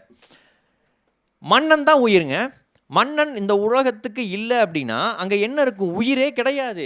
மன்னன் இன்றி வையும் இம்மண்ணுலகு தன் இன்னுயிர் இன்றி வையும் அப்படின்னு சொல்கிறாரு. அப்படிப்பட்ட அரசர்கள் இங்கே இருந்து வந்திருக்காங்க. ஆனால் இன்றைய காலம் வேறு, அதை பற்றி நம்ம பேச வேண்டாம், அன்றைய காலத்துக்கே பேசுவோம். அப்படி மன்னன் ஒரு தேசத்துக்கு உயிராக இருக்கக்கூடியவன் அவன் இல்லை. இப்போ அமைச்சர்கள் என்ன பண்ணுறாங்க? இன்றைக்கா இருந்தால் என்ன பண்ணுவான்? அண்ணன் எப்படா கிளம்புவான், திண்ணை எப்படா காலியாகும், உடனே நான் போய் வரேன்னு சொல்லி இருக்கிற அரசாட்சியெல்லாம் பிரித்து ஆளுக்கு ஒரு தேசமாக வாங்கி பிரித்தாண்டு நாட்டை சீரழிச்சிட்டு போயிடுவாங்க. ஆனால் அங்கே இருக்கக்கூடிய அமைச்சர்கள்லாம் என்ன பண்ணுறாங்க? என்னென்ன முறைமை அப்படின்னு பார்த்து ஒரு யானைக்கு கண் கட்டி அந்த யானை யாருக்கு மாலை அணிவித்து தூக்கி அப்படி தன்னை மேலே உட்கார வச்சுட்டு வருதோ அவங்கள அரசனாக்கிடலாம் அப்படின்னு சொல்லி அதற்குரிய பூசணைகள்லாம் செஞ்சு அந்த யானையை மதுரை தேசத்துக்குள்ளே விடுறாங்க. அந்த யானை அப்படியே கட்டை விழுந்துக்கிட்டு ஓடுது. இந்த கண் கட்டி விட்டுட்டாங்க இல்லையா, அப்போ கட்டை விழுந்துக்கிட்டு ஓடுது. முன்னத்த நாள் இரவு இறைவன் சொன்னதனால் தெளிவுற்ற மூர்த்தியார் என்ன பண்ணுறாரு? கோபுரத்தில் வந்து நிற்கிறார். நீங்கும் இரவின் கண் நிகழ்ந்தது கண்ட தொண்டர் ஈங்கும் எம் பெருமான் அருளாம் எனில் இந்த வையம் தாங்கும் செயல் பூண்பன் என்று உளம் தளர்வு நீங்கி பூங்கொன்றை விளைந்தவர் கோயில் புறத்து நிற்ப. அந்த கோயிலுடைய புறத்தில் நிற்கிறார். வேளத்து அரசன் அங்கன் விரைந்து நடந்து சென்று வாழ்வுற்று உலகம் செய்தவத்தின் வள்ளலாரை சூழ்பொற்சுடர் மாமணி மாநிலம் தோய முன்பு தாழ்வுற்று எடுத்து பிடர் மீது தரித்ததன்றே. அப்போது இந்த உலகமே அங்கே நிற்கிற அந்த மூர்த்தி நாயனார் வேளத்தரசன் எங்கே பண்ணுறான்? இந்த உலகம், அதாவது ஒருத்தர் 2 பேர் செஞ்ச தவத்தினால கிடையாது, இந்த உலகமே ஒரு பெரும் தவத்தை செய்ததால் அவதரித்த மூர்த்தியார் என்ன பண்ணுது? அப்படியே தரையளவுக்கு விழுந்து வணங்கி தூக்கி அப்படியே தன்னுடைய பிடரியில் வச்சிருது. நாட்டு மக்களுக்கெல்லாம் ஒரே சந்தோஷம். அப்பாடா ஒரு சிவனடியார் நமக்கு அரசனாக கிடைச்சிட்டாருன்னு சொல்லி பேரிகைகள் முழங்குகிறது, சங்குகள் முழங்குகிறது, இப்படிப்பட்ட அந்த வாத்தியங்கள்லாம் முழங்குது. யானை மேலே ஏறி உட்கார்ந்து மூர்த்தி நாயனார் அந்த மதுரையை சுற்றி வருகிறார். அமைச்சர்கள் எல்லாமே வந்து வணங்குறார், ஒரு நல்ல அரசன் கிடைச்சிட்டாங்க, இனி நம்மளுடைய நாடு உயிர்ந்து விடும் அப்படின்னு கிடைக்கும் போது அதற்குரிய பூசணைகள்லாம் செய்கிறாங்க. என்ன பண்ணுறாங்க, வேள்வி குண்டம் அவர் அந்த சிங்கதனத்தில் அமர்த்தி வச்சு வேள்வி குண்டம் முட்டு புகை வளர்க்குறாங்க. அதனுடைய குடத்தினுள்ள நீரை ஊட்டுறாங்க. ஊட்டும் போது மூர்த்தி நாயனார் சொல்கிறாரு, வந்துற்றெழு மங்கள மாந்தர்கள் தம்மை நோக்கி சிந்தை சிவமே தெளியும் திருமூர்த்தியாம் தாம் முந்தை செயலாம் அமன் போய் முதல் சைவம் ஓங்கில் இந்த புவிதாங்கி விண்ணரசு ஆள்வேன் என்கிறார். மன்னர்களுக்கு, அதாவது இப்போ அவர் தான் மன்னர், அவர் எடுக்கக்கூடியது தான் முடிவு அப்படின்னு இருந்திருக்கலாம் இல்லையா. இங்கே மூர்த்தினார் என்ன பண்ணுறாரு, அங்கே இருக்கிற எல்லாத்துக்கிட்டையும் சொல்கிறாரு, இறைவன் சொன்னார் நான் ஏற்றுக்கிட்டேன், அங்கே இருக்கிற எல்லாத்தையும் பார்த்து சொல்கிறார், இவன் சொன்னார் நான் ஏற்றுக்கிட்டேன், முன்பு அந்த சமணம் போய் சைவம் ஓங்குனா தான் என் அரசாட்சியை ஏற்றுக்குவேன்னு சொல்கிறார். நான் ஏற்றுக்கிட்டு உடனே அப்படி ஆள்வேன், நான் தான் அரசன், சமணம் போகணும் அப்படின்லாம் சொல்லலை. அங்கே வந்து அமைச்சர்கள்ட்ட முன்னாடி தெரிவிக்கிறாரு, இங்கே சமணம் போய் சைவம் ஓங்கில் நான் இந்த அரசாள்வேன் அப்படிங்கிறார். சைவம் ஓங்கினா தான்ப்பா இந்த அரசாட்சியை ஏற்றுக்குவேன்னு சொல்லி மூர்த்தி நாயனார் சொல்லிடுறார். சரி, அப்படிப்பட்ட அமைச்சர்கள் என்ன பண்ணுறாங்க, அறிவிச்சிறந்த மூர்த்தியார் அவர் சொல்கிறத ஏற்றுக்கிறாங்க. அடுத்து வர்றது தான் உண்மையாலுமே என்னை சிலாகிக்க வைத்த ஒரு இடம்.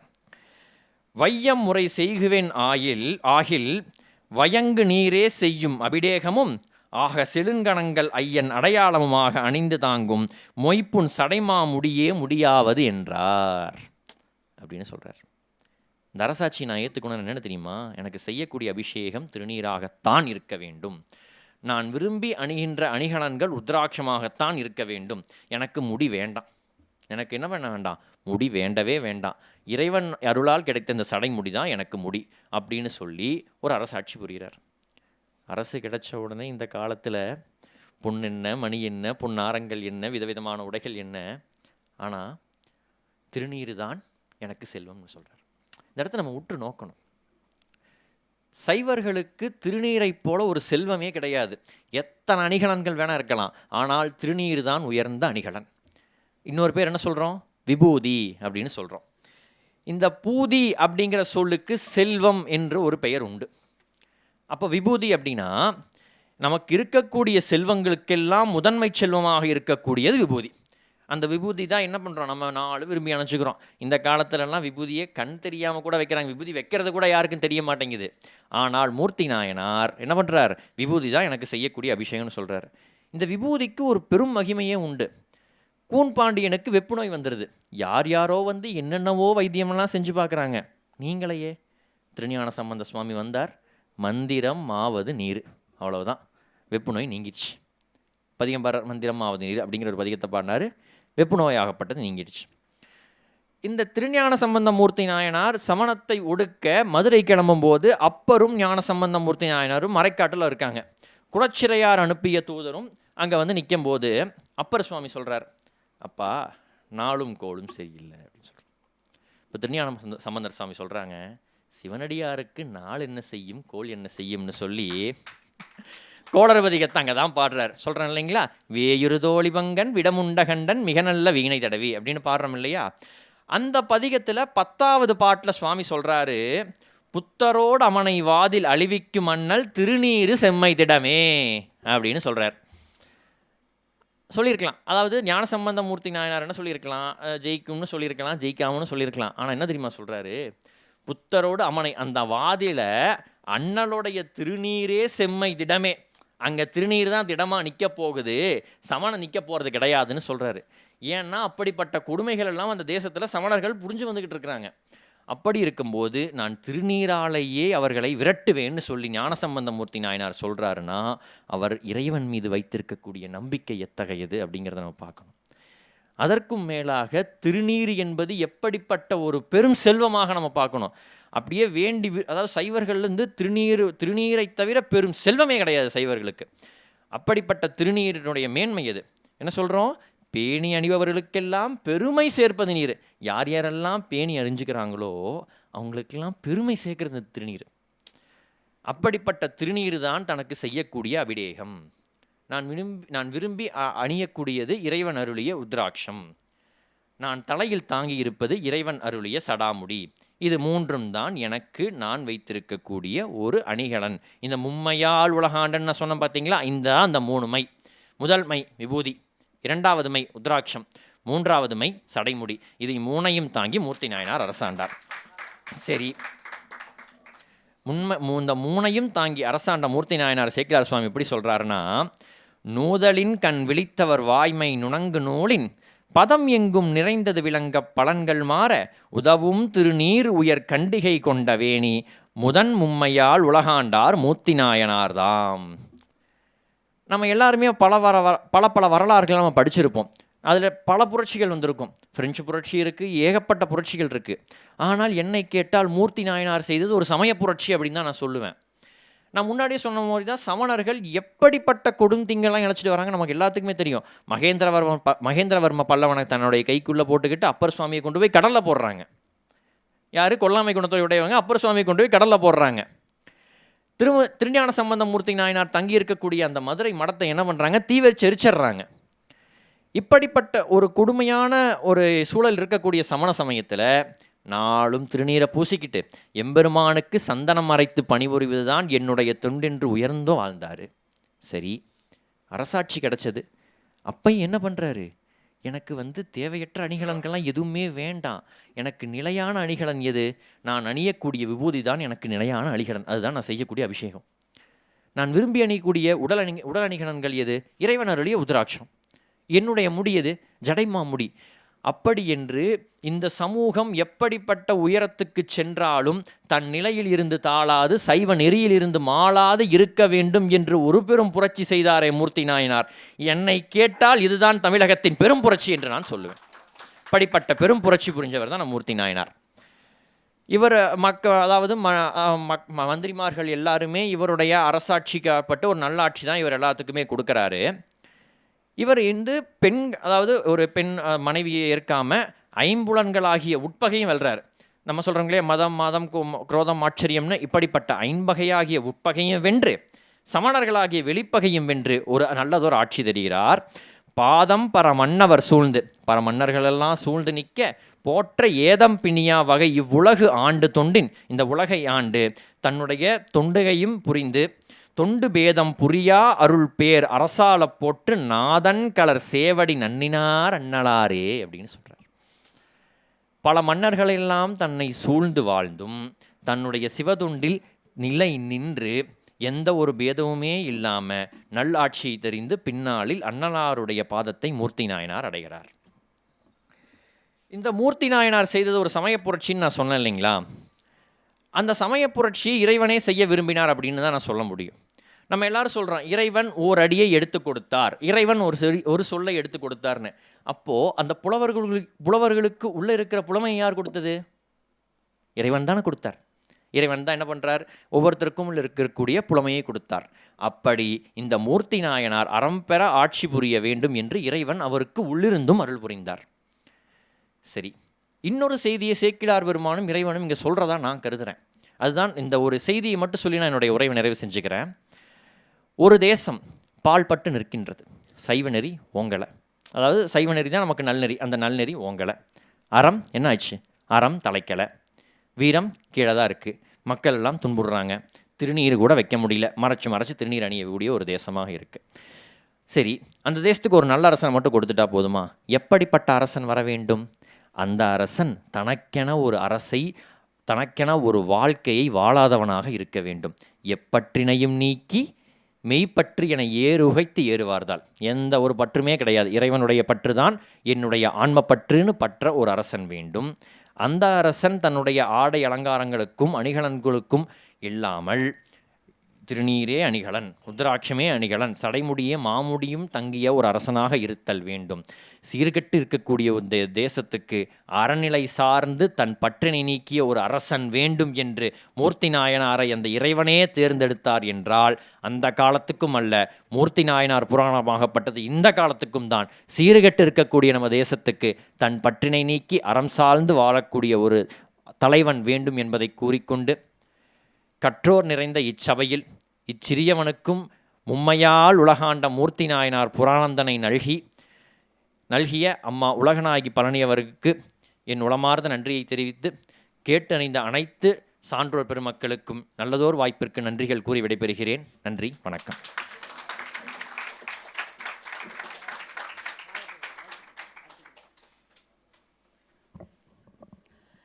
பதிமூன்று வாரம் தொடர்ந்து இந்த நிகழ்வில் கலந்து கொண்ட ஒரு கேட்போராக அமர்ந்த ஒரு மாணவன் இன்னைக்கு பாருங்கள், ஒரு நிறைவான ஒரு உரையை தர முடிந்தது என்று சொன்னால் 13 வாரம் அந்த உரையை கேட்டதனுடைய விளைவுதான் இன்றைக்கு இந்த ப்ரெசன்டேஷன் என்பதை நாம் சிந்திக்கலாம். என்ன அழகாக ஹோம்ஒர்க் பண்ணியிருக்கார் இல்லைங்களா? இவ்வளோ அழகான ஒரு பயிற்சி. 17 பாடல்கள் மேற்கோளாக காட்டினார். ஆமாம், 17 பாடல்கள் அவருடைய உரையில் மேற்கோளாக எடுத்து காட்டப்பட்டது. மூர்த்தி நாயனாருடைய பிறப்பு, மூர்த்தி நாயனாருடைய இறுதி வாழ்க்கை, பிறப்பு, ஒவ்வொரு மனிதன் வாழ்க்கையிலும் பிறப்பு இறப்பு, இவை இரண்டுக்கும் இடைப்பட்ட வாழ்க்கை ஒரு சிறப்பு. இதை ரொம்ப அழகாக பேசுகிறார், ரொம்ப அழகாக எடுத்தார். பிறப்புக்கு 6 பாடல், வளர்ப்புக்கு 6 பாடல், முடிவுக்கு 6 பாடல் என்று 18 பாடல், ஒரு பாடல் பதிகப்பாடல். ஆக 17 பாடலை உதாரணமாக காட்டி மூர்த்தி நாயனாருக்குள்ள நம்மளை வலம் வர வைத்தார் பாருங்கள். அவர் ஒரு செய்தி ரொம்ப அழகாக சொன்னார். ஒவ்வொரு மனிதனுடைய வாழ்ந்த காலகட்டத்திலும் அவருக்கு 2 பகை இருக்கிறது. ஒன்று ஐம்புலன்களை அடக்கிற அகப்பகை, இன்னொன்று சமயம் என்கிற புறப்பகை. இந்த 2 பகையையும் வெல்ல வேண்டும் என்று சொன்னால் புறப்பகையை வெல்வதற்கு இறையருள் இருக்க வேண்டும், அகப்பகையை வெல்வதற்கு ஆழமான இறை பற்று இருக்க வேண்டும். இது 2ம் இருந்தால் 2 பகையும் வெல்ல முடியும் என்று இந்த சின்ன வயசில் இப்படிலாம் பேச முடியும்னா இல்லைங்களா?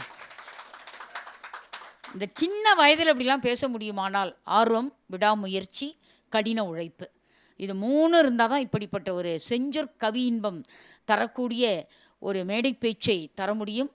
உலகத்தில் உயிரணைய பொருள் எது என்று கேட்டால் தான் கற்றதை கற்றோர் சபையிலே நயத்தோடு எடுத்து சொல்லுது. இதுபோல் ஒரு கலை உலகத்தில் வேறு எதுவுமே கிடையாது. எந்த நாட்டுக்கு போனாலும் இந்த கலையை பார்க்க முடியாது. ஆக எந்த ஒரு மாநிலத்துக்கு சென்றாலும் இன்றைய நிகழ்ச்சிகள் என்று சொல்லி ஒரு 15 இலக்கிய நிகழ்ச்சிகள், 15 முகவரி, 15 அரங்கம், 15 அமைப்பு ஒரு நாளைக்கு பேப்பரில் தினமணிலேயும் தினத்தந்திலையும் வருது, தினமலர்லேயும் வருது. இன்றைய நிகழ்ச்சிகள் வருது. இதை நீங்கள் கேரளா போனாலோ அல்லது ஆந்திரா போனாலோ கர்நாடகா போனாலோ நீங்கள் பார்க்க முடியாது. இதை நீங்கள் தமிழ்நாட்டில் தான் பார்க்க முடியும். நான் இதை கர்நாடகாவிலே சொல்லியிருக்கேன், திருவனந்தபுரத்துலேயே சொல்லியிருக்கேன், சித்தூர்லேயே சொல்லியிருக்கேன். இது பார்க்க முடியாது. அதுதான் நம்மளுடைய தமிழகத்துக்கு இருக்கிற ஒரு மிகப்பெரிய பெருமையும் சிறப்பும். அதற்கு நம்மளுக்கு பாரதிய வித்யாபவன் போல் ஒரு அருமையான குளிரூட்டப்பட்ட ஒரு அரங்கம் நமக்கு அன்பளிப்பாக தருவதற்கு ஒரு பெரிய மனம் இருக்க வேண்டும். இந்த நிகழ்வை நல்ல முறையில் நடத்துவதற்கு புரவலர்கள், அன்றைக்கெல்லாம் புரவலர்கள் இருந்தாங்க, அதனால் ஆற்றுப்படை இலக்கியெல்லாம் பிறந்தது. இன்றைக்கு புரவலர்கள் நமக்கு யார் என்று கேட்டால் தொழிலதிபர்கள் தான் புரவலர்களாக இருக்கிறார் இல்லையா? இப்போ 2-3 நாள் கூட்டத்தோட ஒரு நண்பர் சொன்னார், இந்த இந்திய தேசத்திற்கு அழகு தலைநகரம் டில்லி, இசை அரங்கத்திற்கு ஒரு நல்லி என்று சொன்னார். பத்மஸ்ரீ நல்லி குப்சாம் செட்டியார் அவர்களை பற்றி சொல்லும்போது அது மாதிரி கடை வைத்தவர்கள் எவ்வளோ பேர் இருக்காங்க. நமக்கெல்லாம் கடையேழு வள்ளல் தெரியும், ஆனால் கடை வைத்த வள்ளல் தெரியுமா இல்லையா? பலகார கடை வைத்த வள்ளல் கலைமாமணி முரளி ஐயா அவர்கள். அதான் அடிக்கடி சொல்லுவேன், கடையேழு வள்ளல்கள் மத்தியில் கடை வைத்தவர் நம்மளுக்கு வள்ளலான கதை. அதுதான் முரளி ஐயாவுடைய வாழ்க்கை. அவர்களெல்லாம் இணைந்து இந்த இலக்கிய கட்டமைப்பை அவர்கள் உருவாக்கி இதை கொண்டு போய் அடுத்த தலைமுறைக்கு தர வேண்டும் என்ற ஒரு மிகப்பெரிய எண்ணத்தோடு சேக்கிழார் ஆராய்ச்சி மையத்தினுடைய அரும்பெரும் தலைவராக வாழுகிற போதே ஒரு மனிதனுக்கு 2 வரலாறு தான் இருக்குது. ஒன்று வாழ்ந்த பின் வரலாறு, இன்னொன்று வாழும்போது பிறக்கிற வரலாறு. இதில் வாழ்ந்த பிறகு வரலாறு நிறைய பேர் பெருமையை வாழ்ந்த பிறகு தான் பேசுவாங்க. ஆனால் வாழுகிற போதே வரலாறு நம்முடைய நீதியரசர் அவர்கள் இல்லையா? அவர்கள் இதுபோல் ஒரு சபை எங்கேயுமே கிடைக்காதுங்க. சேக்கிழார் ஆராய்ச்சி மையத்தின் தலைவர் நீதியரசர் முன்வரிசையில் அமர்ந்திருக்க, ஒரு 26 வயதே அகவையே நிரம்பிய ஒரு இளைஞன் தன் சொற்பொழிவை அரங்கேற்றம் செய்ய இதுபோல் ஒரு அமைப்பு நீங்கள் இந்தியாவில் எங்கேயுமே பார்க்க முடியாது. நான் எழுதி வேணால் கொடுப்பேன். ஆக மூர்த்தி நாயனார் புராணத்துக்குள் எப்படி வலம் வந்து அந்த திருநீர் பற்றி அழகாக சொன்னார் இல்லையா? அதில் ஒரு வரி நீங்கள் விட்டீங்க, சுந்தரமாவது நீர் இல்லையா? எப்படி அது அணிகலனாக இருக்குது. முதல்ல அதுதான் நம்ம சொல்லணும். மந்திரமாவது நீர்லேயே சுந்தரமாவது நீர். எப்படி சில பேருக்கு திருநீர் மந்திரமாக இருக்குது, சில பேருக்கு திருநீர் அணிகலனாக இருக்குது, சுந்தரமாக இருக்குது இல்லைங்களா? அணிகலனை பார்க்குறோம். இந்த அனைத்துக்கும் மேலே பழனி அடிவாரத்தில் போய் ஒரு 2 ஃபாரினர்ஸ் போய் விபூதி பாக்கெட் வாங்கியிருக்காங்க. வாங்க அதை திருப்பி திருப்பி பார்த்துருக்காங்க. அவன் என்னான்னு கேட்டிருக்கான். என்ன திருப்பி திருப்பி பார்க்குறேன்னு கேட்டிருக்கான். எக்ஸ்பைரி டேட் இருக்கான்னு கேட்டிருக்கான். அது கடைக்காரன் சொல்லியிருக்கான், நீயே எக்ஸ்பயர் ஆனாலும் இதுதாயா,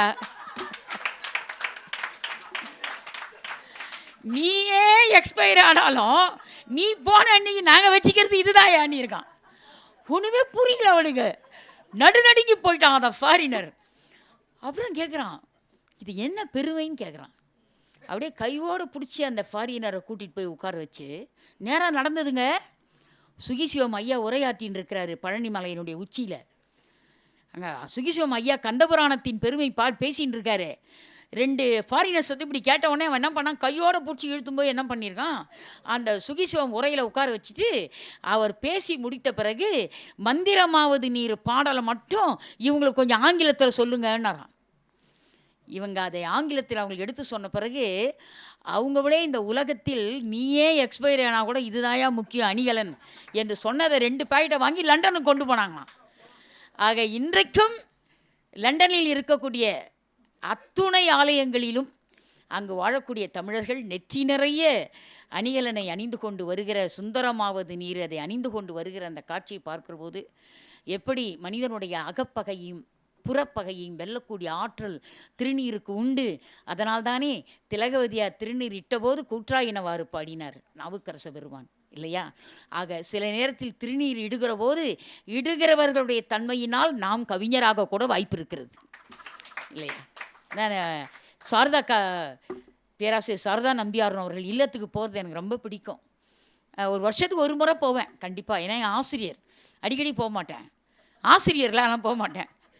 வருஷத்துக்கு ஒரு முறை கண்டிப்பாக அவங்க இல்லத்துக்கு எப்படியாவது போயிடுவேன். போனதும் எல்லாம் பேசிலாம் முடிச்சுட்டு கிளம்பும்போது அவங்க அந்த திருநீரை கொண்டு வந்து கையில் எடுத்துகிட்டு வருவாங்க. அந்த திருநீர் கப்பே அழகாக இருக்கும். அந்த கையில் கொண்டு வந்து நம்ம நெற்றியில் அந்த திருநீரை இட்டு பிணியில்லாத வாழ்வு வாழணும்னு சொல்லி நெற்றியில் வைக்கும்போது அக்கா கூற்றாயினவாறு பாடுவாங்க. பாடி தான் அந்த விபூதியை வைப்பாங்க. நம்ம உடலெல்லாம் அந்த விபூதியை தோளிலிருந்து கரம் வரைக்கும் அப்படியே அந்த விபூதியால் நம்மளை அப்படியே தடவுவாங்க. உடல் முழுக்க அப்படியே தலையிலிருந்து சிரத்திலிருந்து அப்படியே பாதம் வரை அக்காவே அந்த விபூதியால் உடலை அப்படியே தடவுவாங்க. நமக்கு அப்படியே ஒரு சிலிர்ப்பு வரும் உடம்புல. நான் அனுபவிச்சிருக்கேன், அந்த உங்ககிட்ட சொல்கிறேன். அப்படியே ஒரு சிலிர்ப்பு வரும். அந்த சிலிர்ப்பு நமக்கு எதை காட்டுகிறது என்று கேட்டால், இது மந்திரமும் தரும், இது சுந்தரமும் தரும். அதுதான் இந்த நீர் என்பதை நாம் எண்ணி பார்க்கலாம். எங்களுடைய நீதியரசர் அவர்கள் எப்போ நான் வீட்டுக்கு போனாலும் ஒரு நெற்றியில் அந்த திருநீர் இருக்கும். அப்படியே அழகாக இருக்கும் அந்த திருநீர். ஆக நாம் திருநீர் வைக்கிற பொழுதெல்லாம் இன்னொருவர் நெற்றியில் இட்ட திருநீரை எண்ணுகிறோம் என்று சொன்னால் இதுதான் திருநீற்றின் பெருமை என்பதை நாம் எண்ணி பார்க்கலாம். 63 நாயன்மார்களுடைய வாழ்க்கை சரித்திரத்தில் நாம் இன்றைக்கு 14 நாயன்மாரை நிறைவோடு பார்த்துருக்கிறோம். 14 வாரம் ஓடிவிட்டது. எப்படி ஓடிச்சியே தெரியல. எல்லோருக்கும் ஒரு ஆச்சரியம், இது 63 வாரம் நடக்குமா என்று எல்லோருக்கும் ஒரு ஆச்சரியம். நடக்குமான்னு கேட்குறதுனாலே இது நடக்கும் இல்லைங்களா என்பதை எண்ணி பார்க்கலாம். உங்கள் அனைவருக்கும் என்னுடைய நெஞ்சார்ந்த நன்றியை கொஞ்சி தமிழில் கூறி வணங்கி விடைபெறும் முன் உங்கள் பாதங்களை குனிந்து பாருங்கள். உலகநாயகின் நன்றி மலர்கள் வந்து சேர்ந்திருக்கும். நன்றி, வணக்கம். அனைவரும் எழுந்து நிற்குமாறு கேட்டுக்கொள்ளப்படுகிறீர்கள். நம்முடைய ஓதுவா மூர்த்தி அவர்கள் இப்பொழுது வான்முகில் வழாது பெய்க அவர் பாட நிகழ்ச்சி இனிதே நிறைவு பெறுகிறது. அடுத்த வெள்ளிக்கிழமை மாலை சந்திப்போம். பச்சையப்பன் கல்லூரியினுடைய வணிகவியல் துறை பேராசிரியர் டாக்டர் சங்கீதா பழனி அவர்கள் முருகநாயனார் குறித்து உரையாற்றிருக்கிறார்கள். வாருங்கள், உங்கள் செவிகளை திறந்து வையுங்கள். ஆன்மீக தமிழை கண்டு கேட்டு உண்டு உயிர்த்து பயன்பெறுங்கள் என்று 3 அமைப்புகளின் சார்பாக உங்கள் அனைவரையும் வணங்கி மகிழ்கிறேன். வான்முகில் வழாது பெய்க மலிவளம் சுரக்க மன்னன் கோன்முறை அரசு செய்ய குறைவிலாது உயிர்கள் வாழ்க நான்மறை அறங்கள் ஓங்க நல் தவம் வேள்வி மல்க மேன்மைகுள் சைவ நீதி விளங்குக உலகம் எல்லாம் மேன்மைகுள் சைவ நீதி விளங்குக உலகமெல்லாம் மேன்மைகுள் சைவ நீதி விளங்குக உலகம் எல்லாம்.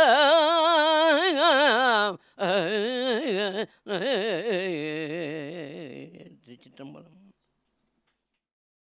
Even before the phrase corporate social responsibility gained significance, it was textured into the group's value systems. And today, this phrase has been redefined by Mr. Murali as citizen social responsibility.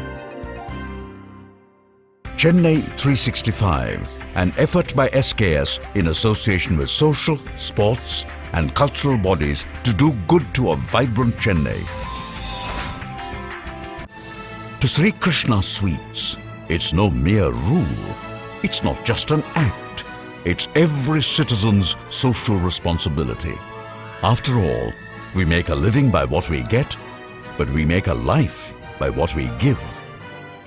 And in the process, create a world where life's best bonds are built with love and care. And in time, they will become our strongest bond.